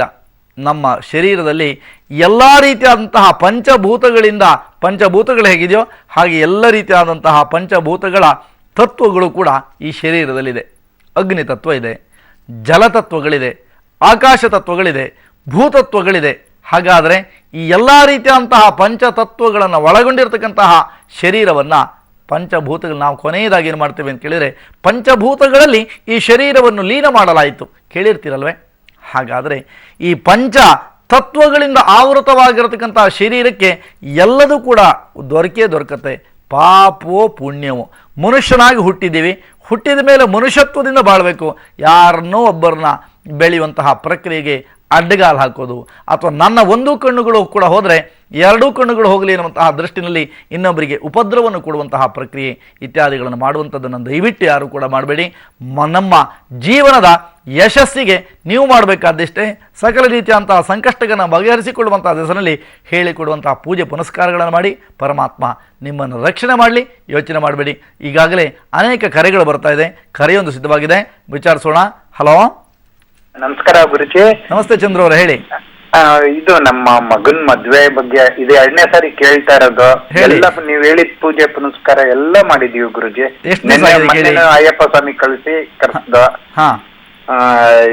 ಸೆಟ್ ಆಗ್ತಾ ಇಲ್ಲ. ನಮ್ಗಾದ್ರೆ ಅವ್ರಿಗಾಗಲ್ಲ, ಅವ್ರಿಗಾದ್ರೆ ನಮ್ಗಾಗಲ್ಲ. ಯಾವ ರೀತಿಯಾದಂತಹ ಒಂದು ಆರಾಧನೆ ಮಾಡ್ಲಿಕ್ಕೆ ಹೇಳಿದ್ದೆ? ಇದು ಸರ್ಪ ಸಂಸ್ಕಾರ ಹೇಳಿದ್ರೆ ಮಾಡಿಸ್ತದ ಘಾಟಿನಲ್ಲಿ. ನೀವು ಕೇಳಿದಂತಹ ಪ್ರಶ್ನೆ ಪ್ರಕಾರವಾಗಿ ಸರ್ಪ ಸಂಸ್ಕಾರಕ್ಕೂ ವಿವಾಹಕ್ಕೂ ಇಲ್ಲ ಯಾವುದೇ ರೀತಿಯಾದಂತಹ ಒಂದು ನಂಟುಗಳು ಕಂಡು ಬರೋದಿಲ್ಲ. ಕಾಳ ಸರ್ಪದೋಷಗಳಿದೆ ಅಂತ ಬಹುಶಃ ಹೇಳಿರ್ತೇನೆ ಅಂತ ಅನ್ಕೋತೀನಿ. ಯಾವುದೇ ಕಾರಣಕ್ಕೂ ಕೂಡ ಕಾಳ ಸರ್ಪದೋಷವನ್ನು ನಿವೃತ್ತಿ ಮಾಡಿಕೊಂಡಿದ್ದೀರಿ ಎನ್ನುವಂತಹ ಮಾತುಗಳನ್ನು ಹೇಳಿದ್ದೀರಿ. ಈ ಕೇಳಿದಂತಹ ಪ್ರಶ್ನೆ ಪ್ರಕಾರವಾಗಿ ಆರಂಭದ ಒಂದು ವಿಶೇಷವಾಗಿರ್ತಕ್ಕಂತಹ ಕರೆಯೇ ನಿಮ್ಮದಾಗಿರೋದ್ರಿಂದ ಈ ಸಮಯಕ್ಕೆ ನಾವು ಪ್ರಧಾನವಾಗಿ ಇಟ್ಟುಕೊಂಡಾಗ ಎಲ್ಲ ರೀತಿಯಂತಹ ಸಂಕಷ್ಟಗಳನ್ನು ಕೆಲವು ದಿನಗಳಲ್ಲಿ ಬಗೆಹರಿಯುವಂತಹ ಲಕ್ಷಣಗಳು ಕಂಡುಬರುತ್ತೆ. ಆ ದಿವಸದಲ್ಲಿ ಇವತ್ತು ಹೇಳಿಕೊಟ್ಟಂತಹ ಮಹಾಕಾಲೇಶ್ವರನ ಆರಾಧನೆಯನ್ನು ನಿಮ್ಮ ಮನೆಯಲ್ಲಿ ಆರಾಧನೆ ಮಾಡಿ ಖಂಡಿತ ಒಳ್ಳೆಯದಾದಂಥ ಒಂದು ಮಾತುಗಳನ್ನು ಹೇಳ್ತೀರಿ. ಪರಮಾತ್ಮ ನಿಮ್ಮನ್ನು ಹರಸಲಿ, ಯೋಚನೆ ಮಾಡಬೇಕಂತ ಅಗತ್ಯ ನಿಮ್ಮ ಪಾಲಿಗಿಲ್ಲ. ಹಾಗಾದರೆ ಈ ಮಹಾಕಾಲನ ಆರಾಧನೆ, ಮಹಾಕಾಲನ ಪ್ರಾರ್ಥನೆ ಇವೆಲ್ಲವೂ ಕೂಡ ಶ್ರದ್ಧಾಭಕ್ತಿಯಿಂದ ನೀವುಗಳು ಆಚರಣೆ ಮಾಡೋದ್ರಿಂದ ಕಾಲನಿಗೆ ಕಾಲಾಂತಕನಾದವನು ಮಹಾಕಾಲ ಅಂತ. ಹಾಗಾದರೆ ಕಾಲ ನಮ್ಮನ್ನು ಲಯ ಮಾಡುತ್ತೆ ಅಂತ ಕೆಟ್ಟ ಕಾಲವೋ ಒಳ್ಳೆ ಕಾಲವೋ, ಅವತ್ತು ನಮ್ಮ ಟೈಮೇ ಚೆನ್ನಾಗಿರಲಿಲ್ಲ ಅಂತ ಹೇಳ್ತೀರಿ, ಇದನ್ನೇ ಕಾಲ ಅಂತ ಕರಿತೀರಿ. ಅಂತಹ ಕಾಲವನ್ನು ಸರಿದೂಗಿಸುವ ಅಥವಾ ಸಂಪೂರ್ಣವಾಗಿ ಅದನ್ನು ಮರ್ದಿಸುವಂತಹ ಶಕ್ತಿ ಈ ಪ್ರಪಂಚಕ್ಕೆ ಏನಾದರೂ ಇದೆ ಅಂತಾದರೆ ಅದು ಮಹಾಕಾಲನಿಗೆ ಮಾತ್ರವೇ, ಮಹಾಕಾಲೇಶ್ವರನಿಗೆ. ಹಾಗಾದರೆ ನಾವು ಕಾಲ ಅಂತ ಹೇಳಿದರೆ ಹಿಂದಿಯ ಒಂದು ಶಬ್ದ ಕಪ್ಪು ಅಂತ ಅರ್ಥ. ಹಾಗಾದರೆ ಆ ಕಾಲನನ್ನು ದಮನಗೊಳಿಸುವಂತಹ ಶಕ್ತಿ ಏನಾದರೂ ಈ ಪ್ರಪಂಚದಲ್ಲಿ ಇದೆ ಅಂತಾದರೆ ಅದು ಪರಶಿವನಿಗೆ ಮಾತ್ರವೇ. ಅವನನ್ನು ಆ ಕಾರಣಕ್ಕೆ ನೀವು ಕರಿತೀರಿ ಸೃಷ್ಟಿಕರ್ತ, ಸ್ಥಿತಿಕರ್ತ, ಲಯಕರ್ತ. ಸೃಷ್ಟಿಯನ್ನು ಬ್ರಹ್ಮ ಮಾಡಿದರೆ ಸ್ಥಿತಿಯನ್ನು ವಿಷ್ಣು ಮಾಡ್ತಾನಂತೆ. ಹಾಗೆ ಸಂಪೂರ್ಣವಾಗಿ ಲಯವನ್ನು ಮಾಡುವಂತಹ ನಮ್ಮಲ್ಲಿರಬಹುದಂತಹ ತೊಂದರೆಗಳನ್ನು ಲಯಗೊಳಿಸುವಲ್ಲಿ ಈಶನ ಆರಾಧನೆ ಬಹಳ ಮುಖ್ಯವಾಗಿದೆ. ಉಮಾ ಎನ್ನುವಂಥವರು ಬೆಂಗಳೂರಿನಿಂದ ಕರೆಯನ್ನು ಮಾಡಿದ್ದೀರಿ. ಹಲೋ, ನಮಸ್ಕಾರ ಗುರುಜಿ. ನಮಸ್ತೆ ಅಮ್ಮ, ಹೇಳಿಮ್ಮ. ನನ್ನ ಡೇಟ್ ಆಫ್ ಬರ್ತ್ ಬಂದು 14/3/1964. ಓಕೆ, ನನ್ನ ಬಗ್ಗೆನೇ ಕೇಳಬೇಕು ಗುರುಜಿ. ನೀವು ಕೊಟ್ಟಂತಹ ಜನ್ಮ ದಿನಾಂಕ, ಜನ್ಮ ಓದುವ ಈ ಸಮಯ ಇದೆರಡರ ಆಧಾರವಾಗಿ ಇಟ್ಟುಕೊಂಡಾಗ ಮಾನಸಿಕವಂತಹ ಕಿರಿಕಿರಿ ಅಲ್ಪ ಪ್ರಮಾಣದಲ್ಲಿ ಅನವರ್ತವಾಗಿ ನಿಮ್ಮನ್ನು ಕಾಡ್ತಾ ಇದೆ. ಸಣ್ಣ ಪುಟ್ಟದಾದಂತಹ ಅನಾರೋಗ್ಯದ ಸಮಸ್ಯೆಗಳನ್ನೊಳಗೊಂಡಂತೆ ಕೆಲವು ರೀತಿಯಾದಂತಹ ಎಲ್ಲ ಕೆಲಸ ಕಾರ್ಯಗಳಲ್ಲೂ ಕೂಡ ಪ್ರತಿಬಂಧಕಗಳೇ ನಿಮ್ಮನ್ನು ಬಾಧಿಸ್ತಾ ಇದೆ ಎನ್ನುವಂಥದ್ದು ನೀವು ಕೊಟ್ಟಂತಹ ಜನ್ಮ ದಿನಾಂಕ ಮತ್ತು ಈ ಸಮಯದ ಆಧಾರವಾಗಿ ಪ್ರಶ್ನೆಯನ್ನು ಮಾಡಿದಾಗ ಗೋಚರವಾಗ್ತಾ ಇದೆ. ಈ ತೊಂದರೆಯನ್ನು ನಿವೃತ್ತಿ ಮಾಡಿಕೊಳ್ಳುವಂತಹ ದಿಸೆಯಲ್ಲಿ ಇವತ್ತು ನಿಮ್ಮಂಥವರಿಗೆಲ್ಲರಿಗೂ ಕೂಡ ಒಳ್ಳೆಯದಾಗಲಿ ಎನ್ನುವಂಥ ದೃಷ್ಟಿಯಿಂದ ಕಾಲಾಂತಕನ ಪೂಜೆಯನ್ನು ಅಂದರೆ ಮಹಾಕಾಲೇಶ್ವರನ ಪ್ರಾರ್ಥನೆ ಪೂಜಾದಿಗಳನ್ನು ಹೇಳಿಕೊಟ್ಟಿದ್ದೇನೆ.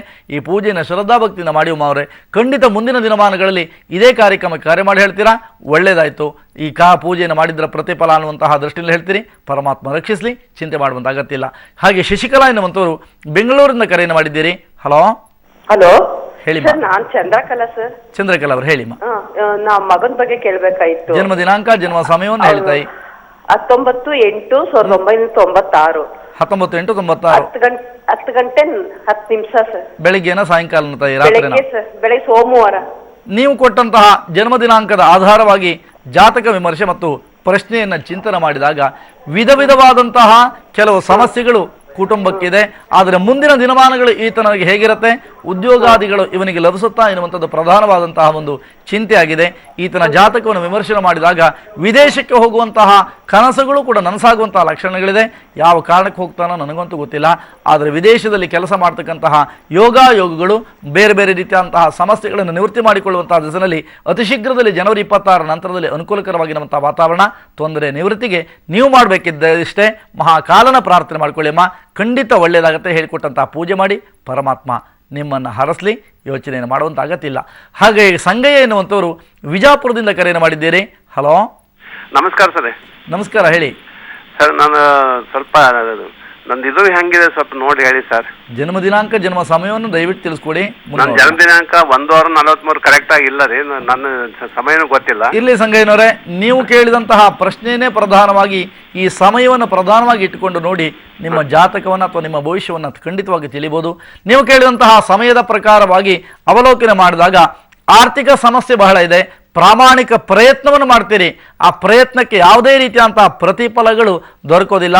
ಎಲ್ಲೂ ಹೋದರೂ ಕೂಡ ನಿಷ್ಠೂರ, ಒಂದು ರೀತಿಯಂತಹ ಜಿಗುಪ್ಸೆಯ ಮನೋಭಾವ ನಿಮ್ಮನ್ನು ಕಾಡ್ತಾ ಇದೆ ಅಂತ ಹೇಳ್ತೀನಿ. ಏನು ಹೇಳ್ತೀರಾ? ಹೌದು ಹೌದು ಸರ್, ಹೌದು ಸರ್. ಹಾಗಾದ್ರೆ ತೊಂದರೆಯನ್ನು ನಿವೃತ್ತಿ ಮಾಡಿಕೊಳ್ಳುವಂತಹ ದಿಸೆಯಲ್ಲಿ ವಿಶೇಷವಾಗಿರತಕ್ಕಂತಹ ಗುರುವಾರ ಸಾಯಿಬಾಬಾ ಅಥವಾ ಇಷ್ಟ ಗುರುಗಳ ಪ್ರಾರ್ಥನಾದಿಗಳನ್ನು ಗೈಯುವುದರಿಂದ ಖಂಡಿತವಾಗಿ 100ಕ್ಕೆ 100ರಷ್ಟು ಅನುಕೂಲವನ್ನು ಪಡ್ಕೊಳ್ತೀರಿ. ಈಶ್ವರನ ಆರಾಧನೆಯನ್ನು ಮುಂದುವರಿಸಿ, ಒಳ್ಳೆಯದಾಗಲಿ. ಹೆದರುವಂಥ ಅಗತ್ಯ ನಿಮ್ಮ ಪಾಲಿಗಿಲ್ಲ. ಗೌರಿ ಎನ್ನುವಂಥವರು ಮಂಡ್ಯದಿಂದ ಕರೆಯನ್ನು ಮಾಡಿದ್ದೀರಿ. ಹಲೋ, ಹೇಳಿಮ್ಮ.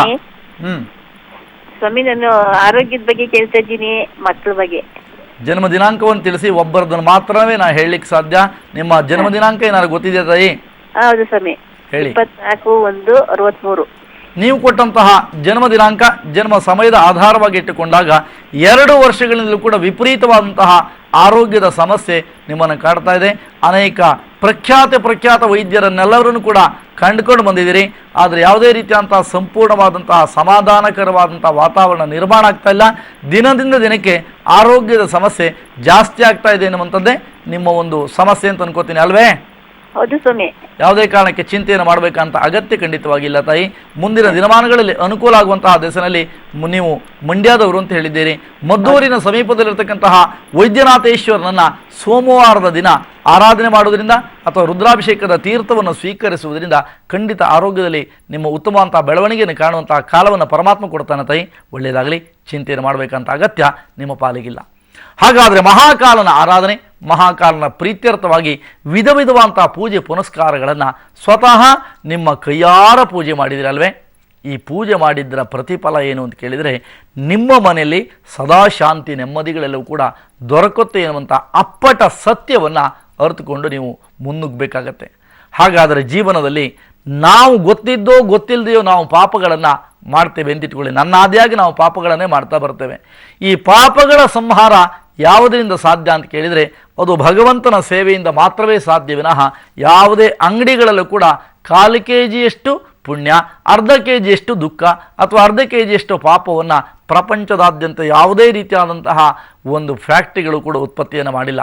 ಪ್ರಪಂಚದ ಪ್ರತಿಯೊಂದು ಧರ್ಮಗಳು ಕೂಡ ಸಾರುವಂಥದ್ದಿಷ್ಟೇ, ಭಗವಂತ ಎನ್ನುವಂಥವನ ಒಂದು ಆವಿಷ್ಕಾರವನ್ನು, ಭಗವಂತನ ನಿರ್ದೇಶನಾದಿಗಳನ್ನು ಕೂಡ ಗೈಯುವಂತಹ ಪ್ರಕ್ರಿಯೆಗಳನ್ನು ಮುಂದುವರಿಸಬೇಕಾಗತ್ತೆ. ಆ ದಿಸೆಯಲ್ಲಿ ಪ್ರತಿಯೊಂದು ಕೂಡ ನಡೆಸಬೇಕಾದ ನಮ್ಮ ಕರ್ತವ್ಯ. ದೇವರಾಜ್ ಎನ್ನುವಂಥವರು ಬೆಂಗಳೂರಿನ ಕರೆಯನ್ನು ಮಾಡಿದ್ದಾರೆ.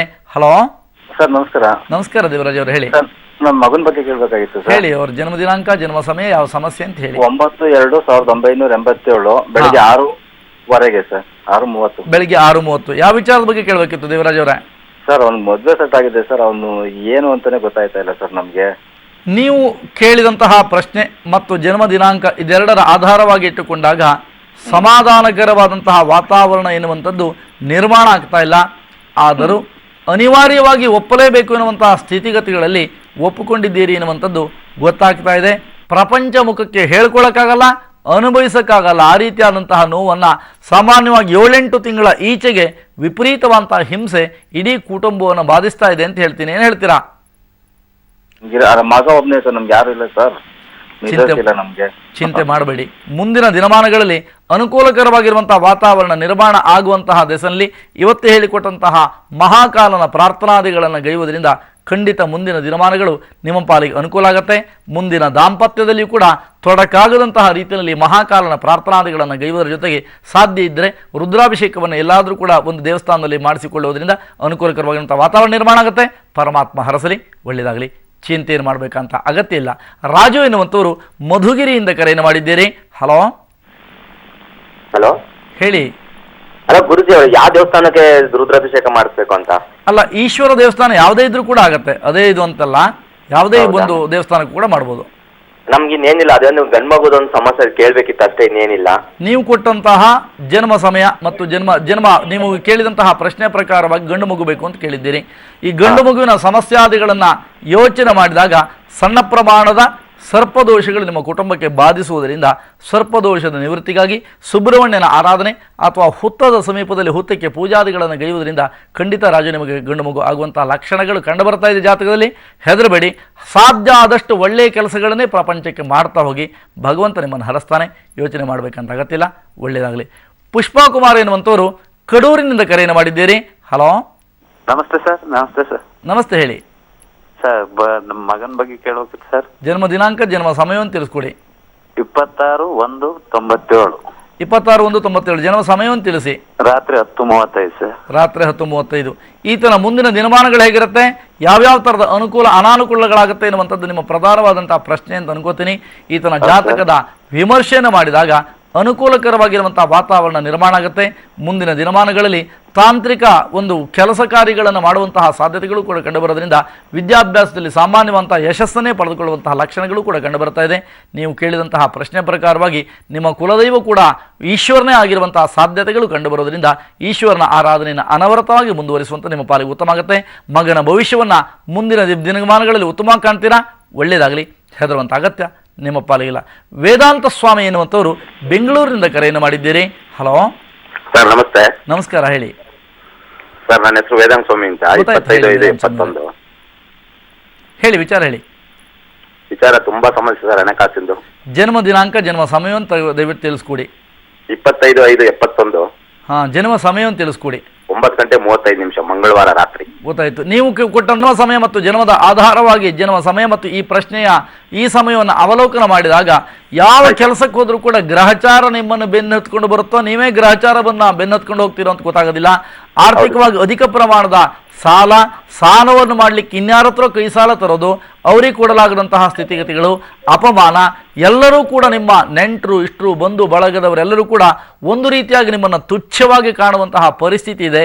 ಜೀವನವನ್ನು ಕಷ್ಟಪಟ್ಟು ಮಾಡ್ತಾ ಇದ್ದೀರಿ, ಇಷ್ಟಪಡದೆ ಕಷ್ಟಪಟ್ಟು ಮಾಡುವಂತಹ ಪರಿಸ್ಥಿತಿಯನ್ನು ಸಾಮಾನ್ಯವಾಗಿ ಬಹು ವರ್ಷಗಳಿಂದಲೂ ಕೂಡ ಕಂಡುಕೊ ಬರ್ತಾ ಇದ್ದೀರಿ. ಆದರೂ ಈಗ ಒಂದು 2 ವರ್ಷಗಳ ಈಚೆಗೆ ಅಧಿಕ ಪ್ರಮಾಣದ ಸಮಸ್ಯೆ ನಿಮ್ಮನ್ನು ಬಾಧಿಸ್ತಾ ಇದೆ ಅಂತ ಹೇಳ್ತೀನಿ. ಏನು ಹೇಳ್ತೀರಾ ಸರ್? ನೀವು ಹೇಳಿದ್ದು ಮನೆ ಹೋಯ್ತು ಸರ್, ಇದ್ದಿದ್ದು ವಾಹನಗಳಿದ್ದು ಅದ್ರ ಮೇಲೆ ಅವೆಲ್ಲ ಹೊಟ್ಟೋಗ ಸರ್. ನೀವು ಕೇಳಿದಂತಹ ಪ್ರಶ್ನೆ ಸರ್ ಹಾಗಿದೆ, ಜನ್ಮ ದಿನಾಂಕವೂ ಕೂಡ ಹಾಗೆ ಆಗಿರೋದ್ರಿಂದ 100ಕ್ಕೆ 100ರಷ್ಟು ನಿಮ್ಮ ಮನಸ್ಸಿಗೆ ಸಮಾಧಾನ ಆಗಲಿ ಅಂತ ನಾನೇನು ಹೇಳಿ ಕೂತಿಲ್ಲ. ನಾನು ಹೇಳಬೇಕಾದ್ದು ಹೇಳ್ತೀನಿ. 100ಕ್ಕೆ 100ರಷ್ಟು ಪುನಃ ಸಂಪಾದನೆ ಮಾಡಿಯೇ ಮಾಡ್ತೀರಾ ವೇದಾಂತ ಸ್ವಾಮಿಯವರೇ. ಯೋಚನೆಯನ್ನು ಮಾಡಬೇಡಿ. ಭಗವಂತ ಇವತ್ತಿನವರೆಗೆ ಯಾವ ರೀತಿಯಾದಂಥದ್ದನ್ನು ನುಡಿಸಿದ್ದಾನೋ ಅದೆಲ್ಲವೂ ಕೂಡ ನಡೆದದ್ದನ್ನು ಈ ಮಾಧ್ಯಮ ವಲಯದಲ್ಲಿ ನೀವೇ ಕಂಡಿದ್ದೀರಿ. ಹಾಗಾಗಿ ಮುಂದಿನ ದಿನಮಾನಗಳು ನಿಮಗೆ 100ಕ್ಕೆ 100ರಷ್ಟು ಅನುಕೂಲ ಆಗುತ್ತೆ. ಮಹಾಕಾಲೇಶ್ವರನ ಪ್ರಾರ್ಥನಾದಿಗಳನ್ನು ಗೈಯುವಂಥದ್ದನ್ನು ಮಾತ್ರವೇ ಮರಿಬೇಡಿ. ಕೆಲವು ದಿನಗಳಲ್ಲಿ ಅನುಕೂಲಕರವಾಗಿರುವಂಥ ವಾತಾವರಣವನ್ನು ಭಗವಂತ ನಿಮ್ಮ ಪಾಲಿಗೆ ಅನುಗ್ರಹಿಸಲಿ ಎನ್ನುವುದಾಗಿ ನಿಮ್ಮ ಪರವಾಗಿ ನಾನು ಕೂಡ ಪ್ರಾರ್ಥನೆ ಮಾಡ್ತೇನೆ. ಒಳ್ಳೆಯದಾಗಲಿ, ಹೆದರುವಂಥ ಅಗತ್ಯ ನಿಮ್ಮ ಪಾಲಿಗಿಲ್ಲ. ಸಿದ್ದಮ್ಮ ಎನ್ನುವಂಥವರು ಬಿಜಾಪುರದಿಂದ ಕರೆಯನ್ನು ಮಾಡಿದ್ದೀರಿ. ಹಲೋ ಹಲೋ, ನಮಸ್ಕಾರ ಗುರುಜಿ. ನಮಸ್ತೆ ಅಮ್ಮ. ನಮಸ್ತೆ, ಹೇಳಿಮ್ಮ. ನನ್ನ ಮಗನ ಬಗ್ಗೆ ಕೇಳಬೇಕಾಗಿತ್ತು. ಜನ್ಮ ದಿನಾಂಕ, ಜನ್ಮ ಸಮಯವನ್ನು ತಿಳಿಸ್ಕೊಡಿ ತಾಯಿ. 10/10/1990 ಬೆಳಿಗ್ಗೆ 4:15. ಬೆಳಿಗ್ಗೆ 4:15. ದಯವಿಟ್ಟು ನಿಮ್ಮ ಟಿವಿ ವಾಲ್ಯೂಮನ್ನು ದಯವಿಟ್ಟು ಮ್ಯೂಟ್ ಮಾಡಿ ಮಾತಾಡಿ ಅಮ್ಮ, ಇಲ್ಲಿಗೆ ಕರೆ ಕಟ್ಟಾಗುತ್ತೆ. ನೀವು ಕೇಳುವಂತಹ ಪ್ರಶ್ನೆ ಮುಂದಿನ ದಿನಮಾನಗಳು ಹೇಗಿರುತ್ತೆ, ಈತನ ವ್ಯವಹಾರಗಳು ಹೇಗಿರುತ್ತೆ ಎನ್ನುವಂತಹ ದೃಷ್ಟಿನಲ್ಲಿ ಕೇಳಿದ್ದೀರಿ. ವಿದ್ಯೆಯನ್ನ ಪ್ರಗತಿಯನ್ನ ಕಾಣಬೇಕು ಎನ್ನುವಂತಹ ಬಯಕೆ ನಿಮ್ಮದಾಗಿದೆ. ಆದರೆ ಆಲಸ್ಯದ ಸ್ವಭಾವ ಈ ಮಗುವನ್ನು ಕಾಡ್ತಾ ಇದೆ. ಯಾವುದೇ ಕೆಲಸಕ್ಕೆ ಹೋಗಲಿ ಅಥವಾ ಯಾವುದನ್ನು ಸಹಿತ ಈತನಿಗೆ ಅತ್ಯಂತ ಈಸಿಯಾಗಿ ಮಾಡಿಸುವಂಥದ್ದು ಬಹಳ ಕಷ್ಟಕರವಾಗಿದೆ ತಾಯಿ. ಹಾಗಾಗಿ ಎಲ್ಲ ರೀತಿಯಂತಹ ತೊಂದರೆಗಳನ್ನು ನಿವೃತ್ತಿ ಮಾಡಿಕೊಳ್ಳಲಿಕ್ಕೆ ನೀವು ಶರಣಾಗಬೇಕಾದ್ದು ಮಹಾಕಾಲಲ್ಲಿ ಮಾತ್ರವೇ. ಹಾಗಾಗಿ ಮಹಾಕಾಲೇಶ್ವರನ ಪ್ರಾರ್ಥನೆ ಪೂಜಾದಿಗಳನ್ನು ಗೈಯುವುದರಿಂದ ಖಂಡಿತವಾಗಿ ಅನುಕೂಲಕರವಾಗಿರುವಂತಹ ವಾತಾವರಣ ನಿರ್ಮಾಣ ಆಗುತ್ತಮ್ಮ. ಒಳ್ಳೆಯದಾಗಲಿ, ಭಗವಂತ ನಿಮ್ಮನ್ನು ಹರಿಸಲಿ. ಮಹಾದೇವ ಎನ್ನುವಂಥವರು ಪುನಃ ಕಡೂರಿನಿಂದ ಕರೆಯನ್ನು ಮಾಡಿದ್ದೀರಿ. ಹಲೋ ಹಲೋ ಸರ್, ಸರ್ ಇದು ರಾಮನಗರ. ರಾಮನಗರ, ಹೇಳಿ ಹೇಳಿ, ಇರಲಿ ಹೇಳಿ ಸರ್. ಇದು ಡೇಟ್ ಆಫ್ ಬರ್ತ್ ಗೊತ್ತಿಲ್ಲ. ಹಾ, ಮಹಾದೇವ್ ಅಂತ ಹೆಸರು. ಮಹಾದೇವ್ ಅಂತ ಹೆಸರು. ಆಯ್ತು, ನೀವು ಕರೆ ಮಾಡಿದಂತಹ ಪ್ರಶ್ನೆಯ ಸಮಯವನ್ನೇ ಪ್ರಧಾನವಾಗಿ ಇಟ್ಟುಕೊಂಡು ಹೋಗೋಣ. ಯಾವುದೇ ಕೆಲಸ ಕಾರ್ಯಗಳಿಗೆ ಹೋದರೂ ಕೂಡ ಮಹಾದೇವರೇ ಒಂದು ಸಂಪೂರ್ಣವಾಗಿ ಸಮಾಧಾನ ಎನ್ನುವಂಥ ಸಿಗೋದಿಲ್ಲ. 90% ನಿಮ್ಮ ಕೈಗೆ ಎಟಗಿದಂತಹ ಸಮಾಧಾನ ಸಿಕ್ಕರೂ ಕೂಡ 10% ಯಾವುದು ಕೂಡ ನಡೀತಾ ಇಲ್ಲ ಎನ್ನುವಂತಹ ಮನದಾಳದ ನೋವು ನಿಮ್ಮನ್ನು ಒಂದು ರೀತಿಯಾಗಿ ವಿಚಲಿತಗೊಳಿಸಿದೆ. ಎಲ್ಲ ಥರದ ಸಮಸ್ಯೆಗಳನ್ನು ಅನುಭವಿಸ್ತಾ ಇದ್ದೀರಿ ಎನ್ನುವಂಥದ್ದು ಮನದಾಳದಿಂದ ಬಂದಿರತಕ್ಕಂತಹ ಮಾತು ಅಥವಾ ನಿಮ್ಮ ಪ್ರಶ್ನೆ ಅಂತ ಅನ್ಕೋತೀನಿ, ಅಲ್ವೇ? ಹಾಗಾಗಿ ತೊಂದರೆಯನ್ನು ನಿವೃತ್ತಿ ಮಾಡಿಕೊಳ್ಳುವಂತಹ ದಿಸೆಯಲ್ಲಿ ಇವತ್ತು ಹೇಳಿಕೊಟ್ಟಂತಹ ಮಹಾಕಾಲೇಶ್ವರನ ಪ್ರಾರ್ಥನಾದಿಗಳನ್ನು ಗೈಯುವುದರಿಂದ ಖಂಡಿತವಾಗಿ ಭಗವಂತ ಸದಾ ನಿಮ್ಮನ್ನು ಹರಿಸ್ತಾನೆ. ಕಷ್ಟಗಳ ಬಗೆಹರಿಸುವಿಕೆ, ಇಷ್ಟಾರ್ಥಗಳ ನೆರವೇರಿಕೆಗಾಗಿ ಮಹಾಕಾಲನ ಪೂಜೆ ಮಾಡಿ ಒಳ್ಳೆಯದಾಗಲಿ. ಚಿಂತೆಯನ್ನು ಮಾಡಬೇಕಂತ ಅಗತ್ಯ ನಿಮ್ಮ ಪಾಲಿಗಿಲ್ಲ. ಹಾಗಾದರೆ ಕಾಲಾಂತಕನ ಪೂಜೆಯನ್ನು ನೀವು ಇವತ್ತು ಶ್ರದ್ಧಾಭಕ್ತಿಯಿಂದ ಮಾಡಿರುವಂಥದ್ದೇನಿದೆಯೋ, ಮನೆಯಲ್ಲಿರಬಹುದಾದ ಕಷ್ಟ ನಷ್ಟಗಳನ್ನೆಲ್ಲವನ್ನು ಕೂಡ ಬಗೆಹರಿಸುವಲ್ಲಿ ಈ ಪೂಜೆ ಪುನಸ್ಕಾರಗಳು ಅನುಕೂಲ ಆಗುತ್ತೆ. ಇನ್ನು ಕೆಲವು ದಿನಗಳು. ಹಾಗಾಗಿ ಶನಿಯ ಬದಲಾವಣೆ ಇರೋದರಿಂದ ಶನಿಯ ದೋಷಗಳಿಂದಲೂ ಕೂಡ ನಮಗೆ ವಿಧವಾದಂತಹ ತಾಪತ್ರಯ, ವಿಧವಾದಂತಹ ಕಷ್ಟ ನಷ್ಟಗಳು ಅನವರ್ತವಾಗಿ ನಮ್ಮನ್ನು ಬಾಧಿಸಿದ್ದನ್ನು ನಾವು ನೋಡಿಯೇ ನೋಡ್ತೇವೆ. ಕೇಳ್ಬೋದು ಅನೇಕರು, ಜ್ಯೋತಿಷ್ಯವನ್ನು ಹೇಳುವಂಥವರಿಗೆ ಹಾಗಿಲ್ವೇ ಹೀಗಿಲ್ವೇ ಅಂತ. ಯಾರೊಬ್ಬನೂ ಕೂಡ ಕಾಲಾತೀತನಲ್ವೇ ಅಲ್ಲ. ಕಾಲನ ನಿರ್ಣಯಕ್ಕೆ ಪ್ರತಿಯೊಬ್ಬನು ಕೂಡ ಬೀಳಲೇಬೇಕು, ಕಾಲನಿಗೆ ಶರಣಾಗತಿ ಆಗಬೇಕು. ಆ ಕಾರಣದಿಂದಲೇ ಹೇಳುವಂಥದ್ದು. ಇರುವಾಗ ಯಾವುದೇ ಕಾರಣಕ್ಕೂ ಕೂಡ ಅಹಂಕಾರದ ಪ್ರದರ್ಶನ ಯಾರಿಗೂ ಕೂಡ ಉತ್ತಮ ಅಲ್ಲ ಎನ್ನುವಂತಹ ಅಪ್ಪಟ ಸತ್ಯವನ್ನು ಅರಿತು ನಮ್ಮ ಜೀವನವನ್ನು ರೂಢಿಸಿಕೊಂಡಾಗ ಮಾತ್ರವೇ ಜೀವನದ ಸಫಲತೆಯನ್ನು ಪಡೆದುಕೊಳ್ಳಿಕ್ಕೆ ಸಾಧ್ಯ. ಹಾಗಾಗಿ 16 ಉಪಚಾರಗಳಿಂದ ಪೂಜೆಯನ್ನು ಗೊಳಿಸಿರುವಂತಹ ಪರಮಾತ್ಮ ಅಂದರೆ ಕಾಲೇಶ್ವರ, ನಿಮ್ಮ ಮಹಾಕಾಲ, ನಿಮ್ಮ ಮನೆಯ ಸಕಲ ಸಂಕಷ್ಟಗಳೆಲ್ಲವನ್ನು ಕೂಡ ಬಗೆಹರಿಸಲಿ, ನಿಮ್ಮ ಇಷ್ಟಾರ್ಥಗಳನ್ನೆಲ್ಲವನ್ನು ಕೂಡ ನೆರವೇರಿಸಬಹುದಾದ ಸಕಲ ಶಕ್ತಿಯನ್ನು, ಮನೋಧೈರ್ಯಾದಿಗಳನ್ನು ಅನವರತವಾಗಿ ನಿಮಗೂ ನಿಮ್ಮ ಕುಟುಂಬಕ್ಕೂ ಅನುಗ್ರಹಿಸಲಿ. ನ್ಯಾಯದ ಮಾರ್ಗದಲ್ಲಿ ನಮ್ಮನ್ನು ಕರೆದುಕೊಂಡು ಹೋಗುವಂತಹ ಶಕ್ತಿನ, ಯಾಕೆಂದರೆ ಬಾಡಿಗೆ ಮನೆಯಲ್ಲಿದ್ದೀವಿ, ಬಾಡಿಗೆ ಮನೆಯನ್ನು ಮಾತ್ರಕ್ಕೆ ನಮ್ಮದು ಸ್ವಂತ ಮನೆ ಅಂತ ಯೋಚನೆ ಮಾಡಬೇಡಿ. ನಿಮ್ಮ ಜೀವನದ ಸಂಪೂರ್ಣವಾಗಿರ್ತಕ್ಕಂತಹ ಪ್ರಪಂಚದ ಜೀವನ ಎಲ್ಲವೂ ಕೂಡ ಬಾಡಿಗೆನೇ ಆಗಿರುತ್ತೆ. ಹಾಗಾಗಿ ಉತ್ತಮ ಮಾರ್ಗದಲ್ಲಿ ಭಗವಂತ ಕರೆದುಕೊಂಡು ಹೋಗುವಂತಹ ಶಕ್ತಿಯನ್ನು ಕೊಡಲಿ ಎನ್ನುವುದಾಗಿ ನಿಮ್ಮೆಲ್ಲರ ಪರವಾಗಿ ನಾನು ಕೂಡ ಭಗವಂತನನ್ನು ಪ್ರಾರ್ಥನೆ ಮಾಡ್ತೇನೆ. ಹಾಗಾದರೆ ದ್ವಾದಶ ರಾಶಿಗಳವರ ಈ ದಿನದ ದಿನಭವಿಷ್ಯ ಹೇಳುತ್ತೆ, ಯಾರ್ಯಾರು ಯಾವ್ಯಾವ ಥರದ ಪೂಜೆ ಪುನಸ್ಕಾರಗಳನ್ನು ಮಾಡಬೇಕು ಎಲ್ಲವನ್ನು ಕೂಡ ಸಂಪೂರ್ಣವಾಗಿ ಅರಿಯೋಣ. ಹಾಗಾದರೆ ಮಹಾಕಾಲನ ಆರಾಧನೆಯನ್ನು ಮಾಡಿದ್ದೀರಿ, ನಿಮ್ಮ ಸಂಪೂರ್ಣವಾಗಿರತಕ್ಕಂತಹ ನಿಮ್ಮ ಕನಸುಗಳು ನನಸಾಗುವಂತಹ ದಿಸೆಯಲ್ಲಿ ಪರಮಾತ್ಮ ನಿಮ್ಮನ್ನು ಹರಿಸಿದ್ದಾನೆ. ಯೋಚನೆ ಮಾಡಬೇಡಿ. ಮೇಷರಾಶಿಯವರ ದಿನಚರಿ ಅಂದುಕೊಂಡಂತಹ ಕಾರ್ಯದಲ್ಲಿ ವಿಳಂಬಗಳಾಗುವಂತಹ ಸಾಧ್ಯತೆ ಈ ದಿನ ಗೋಚರವಾಗ್ತಾ ಇದೆ. ಆಯಾಸಭರಿತವಾದಂತಹ ಶರೀರವನ್ನು ನೋಡಬೇಕಂತಹ ಸ್ಥಿತಿಗತಿಗಳು ನಿಮಗೆ ಒದಗಿ ಬರಬಹುದು. ಬಂಧುಗಳು ಅಗಲಿದಂತಹ ದುರ್ವಾರ್ತೆಗಳನ್ನು ಕೇಳಬೇಕಾದೀತು. ವ್ಯಾಪಾರದಲ್ಲಿ ಹಿನ್ನಡೆಯ ಸಾಧ್ಯತೆ, ವಿಪರೀತವಾಗಿರತಕ್ಕಂತಹ ಕೆಲವು ಸಮಸ್ಯೆಗಳಿಗೆ ತಲೆಗೊಡಲೇಬೇಕಂತಹ ಅನಿವಾರ್ಯ ಸ್ಥಿತಿಗದು ಒದಗಿ ಬರುವಂತಹ ಲಕ್ಷಣಗಳು ಕಂಡುಬರ್ತಾ ಇದೆ. ಹಾಗಾದರೆ ಈ ರೀತಿಯಾದಂತಹ ತೊಂದರೆಗಳನ್ನು ನಿವೃತ್ತಿ ಮಾಡಿಕೊಳ್ಳುವಂತಹ ದಿಸೆಯಲ್ಲಿ ನೀವು ಮಾಡಬೇಕಾದ ಇವತ್ತಿಷ್ಟೇ, ಮಹಾಕಾಲೇಶ್ವರನ ಪ್ರಾರ್ಥನಾದಿಗಳನ್ನು ಮಾಡಿ ನೈವೇದ್ಯಗೈದಂತಹ ಮೊಸರನ್ನವನ್ನು 4 ಜನ ಬಡ ಮಕ್ಕಳಿಗೆ ಹಂಚೋದ್ರಿಂದ ಖಂಡಿತ ಒಳ್ಳೆಯದಾಗುತ್ತೆ.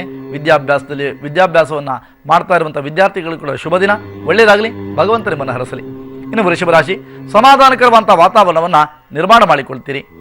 ಹಾಗೆ ವಿಶಿಷ್ಟವಾದಂತಹ ಕೆಲವು ಆಚರಣೆಗಳನ್ನು ಮಾಡುವಂತಹ ಲಕ್ಷಣ ಕಂಡು ಬರುತ್ತೆ. ಹೊಸದಂತಹ ಪ್ಲಾನ್ಗಳನ್ನು ಯಾವುದೋ ಒಂದು ಉದ್ದೇಶಕ್ಕೆ ಮಾಡುವ ಲಕ್ಷಣಗಳು ಕೂಡ ನಿಮ್ಮ ರಾಶಿ ಗೋಚರವಾಗ್ತಾ ಇದೆ. ತಂದೆ ಮಕ್ಕಳ ಮಧ್ಯದಲ್ಲಿರ್ತಕ್ಕಂತಹ ಭಿನ್ನಾಭಿಪ್ರಾಯ ಶಮನವಾಗುವಂತಹ ಲಕ್ಷಣ ಇದೆ. ಬಂಧುಗಳಿಂದಲೂ ಕೂಡ ಸಹಕಾರಿಯುತವಾದಂತಹ ನಿರ್ದಿಷ್ಟ ದಿನಮಾನವನ್ನು ಪಡೆದುಕೊಳ್ಳುವ ಲಕ್ಷಣ ನಿಮ್ಮ ರಾಶಿ ಗೋಚರವಾಗ್ತಾ ಇದೆ. ಸಂಪೂರ್ಣವಾದಂತಹ ಸ್ಥಿತಿಗತಿಗಳ ಸಮಾಧಾನ, ಸಂತೋಷವಾಗಿ ಇವತ್ತಿನ ಜೀವನವನ್ನು ಕಳಿಬೇಕು ಅನ್ನುವಂತಹ ದೃಷ್ಟಿ ಇದ್ದರೆ, ಮನೋರಂಜನಾತ್ಮಕವಾಗಿರಬೇಕು ಅನ್ನುವಂತಹ ದೃಷ್ಟಿ ಇದ್ದರೆ, ಮಹಾಗಣಪತಿಯ ಪ್ರಾರ್ಥನೆಯನ್ನು ಕಾಲಾಂತಕ ಅಂದರೆ ಮಹಾಕಾಲನ ಪ್ರಾರ್ಥನಾದಿಗಳನ್ನು ಗೈಯುವುದರಿಂದ ಎಲ್ಲ ಥರದ ಅನುಕೂಲತೆಗಳನ್ನು ನೀವುಗಳು ಪಡ್ಕೊಳ್ತೀರಿ. ಭಗವಂತ ನಿಮ್ಮನ್ನು ಹರಸಲಿ.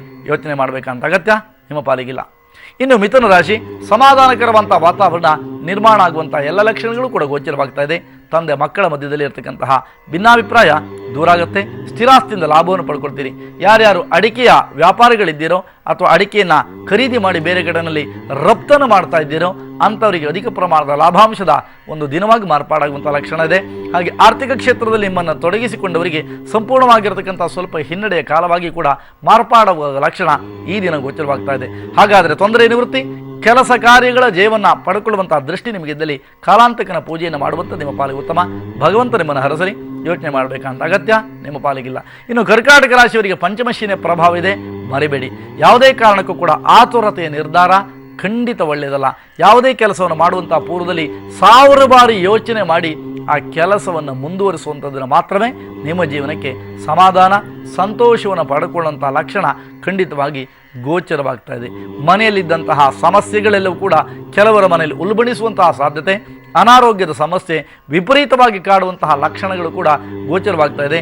ಹಾಗೆಯೇ ಸಹೋದರಿಯರಿಂದ ಸಹೋದರರ ಮಧ್ಯದಲ್ಲಿ ಭಿನ್ನಾಭಿಪ್ರಾಯಗಳು, ಆಸ್ತಿ ಸಂಬಂಧವಾದಂತಹ ಕಲಹಗಳು ಕೂಡ ಮುಂದುವರಿತಾ ಇದೆ. ಹಾಗಾದರೆ ತೊಂದರೆ ನಿವೃತ್ತಿ, ಮಾನಸಿಕ ಕಾಮನೆಗಳ ಈಡೇರುವಿಕೆಗೆ ನೀವು ಮಾಡಬೇಕಾದಷ್ಟೇ ಕುಲದೇವರ ಪ್ರಾರ್ಥಿಸಿಕೊಂಡು ಇಷ್ಟದೇವರ ಸ್ಮರಣೆ ಮಾಡುವುದರಿಂದ ಎಲ್ಲ ಥರದ ಅನುಕೂಲತೆಗಳನ್ನು ಪಡ್ಕೊಳ್ಳುವಂಥ ಲಕ್ಷಣ ಇದೆ. ಮಹಾಕಾಲನ ಆರಾಧನೆ ನಿಮ್ಮ ಕಷ್ಟಗಳನ್ನು ಬಗೆಹರಿಸುತ್ತೆ. ಒಳ್ಳೆಯದಾಗಲಿ, ಚಿಂತೆಯನ್ನು ಮಾಡಬೇಡಿ. ಸಿಂಹರಾಶಿಗೆ ಅರ್ಧಾಷ್ಟಮ ಶನಿ ಪ್ರಭಾವ ಇದೆ. ಕೆಲಸ ಕಾರ್ಯಗಳಲ್ಲಿ ಸಂಪೂರ್ಣವಾದಂಥ ಜಯವನ್ನು ಪಡ್ಕೊಳ್ಳುವಂಥದ್ದು ಕಷ್ಟ. ವಿಪರೀತವಾಗಿರತಕ್ಕಂತಹ ಕಿರಿಕಿರಿ, ಮೇಲಾಧಿಕಾರಿಗಳ ಮಾನಸಿಕವಾದಂತಹ ಕಿರುಕುಳದಿಂದ ನೊಂದುಕೊಳ್ಳುವ ಲಕ್ಷಣಗಳು ಕೂಡ ಗೋಚರವಾಗ್ತಾ ಇದೆ. ಹಾಗಾದರೆ ಆರೋಗ್ಯದ ಬಗ್ಗೆ ಜಾಗೃತಿಯನ್ನು ವಹಿಸಬೇಕಾದ ನಿಮ್ಮ ಕರ್ತವ್ಯ. ತೊಂದರೆ ನಿವೃತ್ತಿಗೆ ಇವತ್ತು ಮಾಡಬೇಕಾದ ಕಾಲನ ಪ್ರಾರ್ಥನೆಯನ್ನು ಪರಮಾತ್ಮ ನಿಮ್ಮನ್ನು ಹರಸಲಿ. ಒಳ್ಳೆಯದಾಗಲಿ, ಚಿಂತೆಯನ್ನು ಮಾಡಬೇಡಿ. ಕನ್ಯಾ ರಾಶಿ, ಶುಭಪ್ರದವಾದಂತಹ ಕೆಲವು ನಿರ್ಧಾರವನ್ನು ತೆಗೆದುಕೊಳ್ತೀರಿ. ಮನೆಯಲ್ಲಿದ್ದಂತಹ ಕೆಲವು ಪ್ರತಿಬಂಧಕ ದೋಷಗಳು ನಿವೃತ್ತಿ ಆಗುತ್ತೆ. ವಿವಾಹಕ್ಕೆ ಸಂಬಂಧಪಟ್ಟಂತಹ ಅನುಕೂಲತೆಗಳನ್ನು ಪಡೆದುಕೊಳ್ಳುವ ಲಕ್ಷಣಗಳಿದೆ. ಹಾಗೆ ತಂದೆ ಮಕ್ಕಳ ಮಧ್ಯದಲ್ಲಿರತಕ್ಕಂತಹ ಭಿನ್ನಾಭಿಪ್ರಾಯ ಸಮಸ್ಯೆಗಳು ದೂರ ಆಗುತ್ತೆ. ಸ್ಥಿರಾಸ್ತಿಯಿಂದ ಲಾಭ, ಚರಾಸ್ತಿ ಲಾಭದಾಯಕವಾಗಿ ಇರತಕ್ಕಂಥ ಅಂಶಗಳನ್ನೇ ಇವತ್ತು ತಂದುಕೊಡ್ತವೆ. ಹಾಗೆ ಟ್ರಾವೆಲಿಂಗ್ ಏಜೆನ್ಸಿಯವರಿಗೆ ಲಾಭದಾಯಕವಂಥ ಅಂಶ. ಪ್ರಗತಿ ಜೀವನಕ್ಕೆ ಮಹಾಕಾಲನ ಪ್ರಾರ್ಥನೆ ಅತಿ ಮುಖ್ಯ. ಪರಮಾತ್ಮ ಹರಸಲಿ. ಒಳ್ಳೆಯದಾಗಲಿ. ತುಲಾರಾಶಿ ಶುಭಪ್ರದವಂತ ದಿನವಾಗಿ ಮಾರ್ಪಾಡಾಗುತ್ತೆ. ಕಾಳೇಶ್ವರನ ಪ್ರಾರ್ಥನಾದಿಗಳನ್ನು ಗೈಯುವಂಥದ್ದು ನಿಮ್ಮ ಪಾಲಿಗೆ ಅನುಕೂಲ ಎನ್ನುವಂಥ ನನ್ನ ಸಲಹೆ. ಅಗತ್ಯ ಇದ್ದರೆ ಸ್ವೀಕಾರ ಮಾಡಿ, ಬೇಡದಿಗಿದ್ರೆ ಬಿಡಿ. ತೀರ್ಮಾನವನ್ನು ನೀವು ಮಾಡಬಹುದು. ಹಾಗಾದರೆ ದೂರದ ಪ್ರಯಾಣವನ್ನು ಅನಿವಾರ್ಯವಾಗಿ ಮಾಡಬೇಕಾದಿತ್ತು. ಆರೋಗ್ಯದ ಬಗ್ಗೆ ಲಕ್ಷಣವನ್ನು ವಹಿಸುವಂಥದ್ದು ಉತ್ತಮ. ವಿದ್ಯಾರ್ಥಿಗಳು ವಿದ್ಯಾಭ್ಯಾಸವನ್ನು ಮುಂದುವರಿಸುವಂತಹ ದಿಸೆಯಲ್ಲಿ ಪ್ರಯತ್ನ ಮುಂದೆ ಸಾಗಲಿ. ಭಗವಂತ ನಿಮ್ಮನ್ನು ಹರಿಸ್ತಾನೆ. ಕಾಲಕಾಲನ ಆರಾಧನೆಯನ್ನು ಮಾಡುವಂಥದ್ದು ನಿಮ್ಮ ಪಾಲಿಗೆ ಅನುಕೂಲ. ಪರಮಾತ್ಮ ಹರಸಲಿ. ವೃಶ್ಚಿಕ ರಾಶಿ ಜನ್ಮಶನಿಯ ಪ್ರಭಾವದಿಂದ ಕಲಹಗಳು ಮುಂದುವರಿಯುತ್ತೆ. ವಿಪರೀತವಾದಂಥ ಆಯಾಸ, ಬೇರೆಯವರ ಮಾತಿನಿಂದ ಘಾಸಿಗೊಳ್ಳುವಂತಹ ಪ್ರಕ್ರಿಯೆಗಳು, ವಿಪರೀತವಾದಂತಹ ಧನಾಗಮನ ಮತ್ತು ಸಾಲಬಾಧೆ ನಿಮ್ಮನ್ನು ಬಾಧಿಸುವಂತಹ ಲಕ್ಷಣ ಕೂಡ ಇವತ್ತು ಕೆಲವರಿಗೆ ಗೋಚರವಾಗ್ತಾ ಇದೆ. ಈ ತೊಂದರೆಯನ್ನು ನಿವೃತ್ತಿ ಮಾಡಿಕೊಳ್ಳುವಂತಹ ದಿಸೆಯಲ್ಲಿ ನೀವು ಆರಾಧನೆ ಮಾಡಬೇಕಾದಷ್ಟೇ. ಕುಲದೇವರ ಸ್ಮರಿಸಿಕೊಂಡು ಇಷ್ಟದೇವರ ಪ್ರಾರ್ಥನೆಯಿಂದ ಎಲ್ಲ ರೀತಿಯಂಥ ಅನುಕೂಲತೆಗಳನ್ನು ಪಡ್ಕೊಳ್ತೀರಾ. ಪರಮಾತ್ಮ ಆಗಿರ್ತಕ್ಕಂಥ ಕಾಲಕಾಲೇಶ್ವರನ ಪ್ರಾರ್ಥನಾದಿಗಳನ್ನು ಗೈಯುವಂಥದ್ದು ನಿಮ್ಮ ಪಾಲಿಗೆ ಅನುಕೂಲ. ಪರಮಾತ್ಮ ಹರಸಲಿ. ಯೋಚನೆ ಮಾಡುವಂಥ ಅಗತ್ಯ ನಿಮ್ಮ ಪಾಲಿಗಿಲ್ಲ. ಇನ್ನು ಉಳಿದಂತಹ ರಾಶಿಯನ್ನು ಅವಲೋಕಿಸಿದಾಗ ಧನುರಾಶಿ ಶುಭಪ್ರದವಾದಂಥ ದಿನವಾಗಿ ಕೆಲವರಿಗೆ ಮಾರ್ಪಾಡಾದರೆ ವಿಪರೀತವಾಗಿರ್ತಕ್ಕಂತಹ ಸ್ಥಿತಿಗತಿಗಳು ಕೂಡ ಗೋಚರವಾಗ್ತಾ ಇದೆ. ತಂದೆ ಮಕ್ಕಳ ಮಧ್ಯದಲ್ಲಿ ಭಿನ್ನಾಭಿಪ್ರಾಯಗಳು ಅಥವಾ ವ್ಯಾಪಾರ ಕ್ಷೇತ್ರದಲ್ಲಿ ಸ್ವಲ್ಪ ರೀತಿಯಾದಂತಹ ವಿಭಿನ್ನ ನಿಲುವುಗಳು ಕಾಣುವಂತಹ ಲಕ್ಷಣ ಕಂಡು ಬರ್ತಾ ಇದೆ. ಆರೋಗ್ಯದ ಬಗ್ಗೆ ಎಚ್ಚರಿಕೆಯನ್ನು ವಹಿಸುವಂಥದ್ದು ನಿಮ್ಮ ಪಾಲಿಗೆ ಉತ್ತಮ. ಹಾಗೆ ಪತ್ರಕರ್ತರಿಗೆ ಹಿನ್ನಡೆ, ರಾಜಕೀಯ ಕ್ಷೇತ್ರದಲ್ಲಿ ಕೆಲಸ ಮಾಡ್ತಕ್ಕಂಥವರಿಗೆ ಅಷ್ಟೊಂದು ಉತ್ತಮವಂಥ ದಿನವಾಗಿ ಮಾರ್ಪಾಡಾಗಲ್ಲ. ಹಾಗಾದರೆ ಎಲ್ಲ ರೀತಿಯಂಥ ತೊಂದರೆ ನಿವೃತ್ತಿಗೆ ಕಾಲೇಶ್ವರನ ಪ್ರಾರ್ಥನೆ ಅತಿ ಮುಖ್ಯ. ಪರಮಾತ್ಮ ಒಳ್ಳೇದು ಮಾಡಲಿ, ಒಳ್ಳೆಯದಾಗಲಿ. ಇನ್ನು ಮಕರ ರಾಶಿ ಶುಭಪ್ರದವಾದಂಥ ದಿನವಾಗಿ ಮಾರ್ಪಾಡಾಗುತ್ತೆ. ತಂದೆ ಮಕ್ಕಳ ಮಧ್ಯದಲ್ಲಿ ಕೂಡ ಹೊಸದಾದಂಥ ಒಂದು ಉದ್ಯೋಗವನ್ನು ಆರಂಭಿಸುವಂತಹ ದಿಸೆಯಲ್ಲಿ ಒಂದಿಷ್ಟು ಮೀಟಿಂಗ್ಸನ್ನು ಅಥವಾ ಮಾತುಕತೆಗಳನ್ನು ನಡೆಸ್ತೀರಿ. ದೂರದ ಪ್ರಯಾಣವನ್ನು ಮಾಡಬೇಕಾದಿತ್ತು. ವಿದೇಶದ ಯಾನವೂ ಕೂಡ ಅನೇಕರ ಜೀವನದಲ್ಲಿ ಸಾಧ್ಯವಾಗುವಂಥ ಲಕ್ಷಣ ಇವತ್ತು ಕಂಡುಬರ್ತಾ ಇದೆ. ನಿರುದ್ಯೋಗಿ ಉದ್ಯೋಗಿಗಳಿಗೆ ನೋಡಪ್ಪ ಇದಾಗಬೇಕು. ನಿರುದ್ಯೋಗಿ ಉದ್ಯೋಗಿಗಳು ಯುವಕರು ಉದ್ಯೋಗವನ್ನು ಅರಸ್ತಾ ಇದ್ದರೆ ಅಂಥವರಿಗೆ ಸಿಗುತ್ತೆ. ಅನುಕೂಲಕರವಾಗಿರುವಂಥ ವಾತಾವರಣ, ಸಹೋದರಿಯ ಸಹಕಾರ, ಮನೆಯಲ್ಲಿ ಸಂಭ್ರಮ, ಪ್ರಗತಿಯ ಜೀವನಕ್ಕೆ ಗಣಪತಿ ಆರಾಧನೆ ಮಾಡಿ ಖಂಡಿತ ಒಳ್ಳೆಯದಾಗುತ್ತೆ. ಇನ್ನು ಕುಂಭರಾಶಿ ಶುಭಪ್ರದವಾದಂಥ ದಿನವಾಗಿ ಮಾರ್ಪಾಡಾಗುವಂಥ ಲಕ್ಷಣ ಇದೆ. ಮನೆಯಲ್ಲಿ ನೆಮ್ಮದಿಯನ್ನು ಪಡೆದುಕೊಳ್ಳುವಂಥ ಲಕ್ಷಣಗಳು ಕೂಡ ನಿಮ್ಮ ರಾಶಿ ಗೋಚರವಾಗ್ತದೆ. ತಂದೆ ಮಕ್ಕಳ ಮಧ್ಯದಲ್ಲಿರತಕ್ಕಂತಹ ಭಿನ್ನಾಭಿಪ್ರಾಯಗಳು ಶಮನವಾಗುವಂತಹ ಲಕ್ಷಣ. ಸ್ಥಿರಾಸ್ತಿಗಾಗಿ ಕಚ್ಚಾಟವನ್ನು ನಡೆಸ್ತಾ ಇದ್ದರೆ ಅಂತಹ ಕೆಲವು ಸಂಧಾನಗಳು ಕೂಡ ಯಶಸ್ವಿ ಸಂಧಾನವಾಗುವಂತಹ ಲಕ್ಷಣ ಕಂಡುಬರುತ್ತೆ. ಗಂಡ ಹೆಂಡರ ಮಧ್ಯದಲ್ಲಿರ್ತಕ್ಕಂತಹ ಕೆಲವು ಸಮಸ್ಯೆಗಳು ದೂರಾಗುವಂತಹ ಲಕ್ಷಣಗಳು ಕೂಡ ಗೋಚರವಾಗ್ತಾ ಇದೆ. ಪ್ರಗತಿಯ ಜೀವನಕ್ಕೆ ನೀವು ಮಾಡಬೇಕಾದಷ್ಟೇ ಕುಲದೇವರನ್ನು ಸ್ಮರಿಸಿಕೊಂಡು ಇಷ್ಟದೇವರ ಪ್ರಾರ್ಥನೆಯಿಂದ ಎಲ್ಲ ರೀತಿಯಂಥ ಅನುಕೂಲಕರವಾಗಿರುವಂಥ ವಾತಾವರಣವನ್ನು ನಿರ್ಮಾಣ ಮಾಡಿಕೊಳ್ತೀನಿ. ಭಗವಂತ ನಿಮ್ಮನ್ನು ಹರಸಲಿ, ಒಳ್ಳೆಯದಾಗಲಿ. ಇನ್ನು ಮೀನರಾಶಿ ಶುಭಪ್ರದವಾದಂಥ ದಿನವಾಗಿ ಮಾರ್ಪಾಡಾಗುತ್ತೆ. ಹಾಗೆ ಮನೆಯಲ್ಲಿ ಸಂಭ್ರಮದ ವಾತಾವರಣ ಅಥವಾ ಯಾವುದೋ ಒಂದು ಸಂಭ್ರಮದ ವಾತಾವರಣದಲ್ಲಿ ಭಾಗಿಯಾದಂತಹ ಸಮಾಧಾನವನ್ನು ಪಡ್ಕೊಳ್ತೀರಾ. ವಿಶಿಷ್ಟವಾದಂಥ ಆಚರಣೆಗಳನ್ನು ಪಡೆದುಕೊಳ್ಳುವಲ್ಲಿ ಅಥವಾ ವಿಶಿಷ್ಟವಾಗಿರ್ತಕ್ಕಂಥ ಕೆಲವು ಹಣವನ್ನು ಸಂಪತ್ತನ್ನು ಪಡೆದುಕೊಳ್ಳುವಲ್ಲಿ ಸಫಲರಾಗ್ತೀರಿ. ಹೆಣ್ಮಕ್ಕಳು ಸ್ವರ್ಣಾಭರಣವನ್ನು ಖರೀದಿ ಮಾಡುವಂತಹ ದಿಸೆಯಲ್ಲಿ ಕೂಡ ನಿಮ್ಮ ಪ್ರಯತ್ನ ಮುಂದುವರಿಯುತ್ತೆ. ಖಂಡಿತವಾಗಿ ಪರಮಾತ್ಮ ರಕ್ಷಿಸ್ತಾನೆ. ಭಗವಂತನ ಆರಾಧನೆ ಅಂತ ಹೇಳಿದರೆ ಮಹಾಕಾಲನ ಆರಾಧನೆ. ಒಳ್ಳೆಯದಾಗಲಿ. ಜಾತಕ ಅಭಿಯಾನ ಆರಂಭ ಆಗಿದೆ. ನಿಮ್ಮ ಜನ್ಮ ದಿನಾಂಕವನ್ನು ತಿಳಿಸಿದರೆ ನಿಮ್ಮ ಜನ್ಮ ದಿನಾಂಕಕ್ಕೆ ಅನುಗುಣವಾಗಿ ನಿಮ್ಮ ಜಾತಕವನ್ನು ನಿರ್ಮಾಣ ಮಾಡಿ ಸಂಪೂರ್ಣವಂತ ನಿಮ್ಮ ಜೀವಿತಾವಧಿಯ ಭವಿಷ್ಯವನ್ನು ಕಳಿಸಿ ನಿಮ್ಮ ಮನೆಗೆ ಕಳಿಸಿಕೊಡುವಂತಹ ಪ್ರಾಮಾಣಿಕ ಪ್ರಯತ್ನ ಮುಂದುವರಿತಾ ಇದೆ. ಅಗತ್ಯ ಇದ್ದವರನ್ನು ಸ್ವೀಕರಿಸಿ ಎನ್ನುವಂತಹ ಕರೆಯೊಂದಿಗೆ ಕಾರ್ಯಕ್ರಮವನ್ನು ಮುಗಿಸುವಂತಹ ಸಮಯ ಆಗಿದೆ. ನಾಳೆ ಇದೇ ಸಮಯಕ್ಕೆ ಪುನಃ ಬಂದು ಭೇಟಿಯಾಗ್ತೀನಿ. ಶುಭವನ್ನು ಪರಮಾತ್ಮ ನಿಮ್ಮ ಪಾಲಿಕೊಳ್ಳಿ. ಲೋಕ ಸಮಸ್ತ ಸುಖಿನೋ ಭವಂತು, ಸಮಸ್ತ ಸನ್ಮಂಗಲಾನಿ ಭವಂತು. ನಮಸ್ಕಾರ.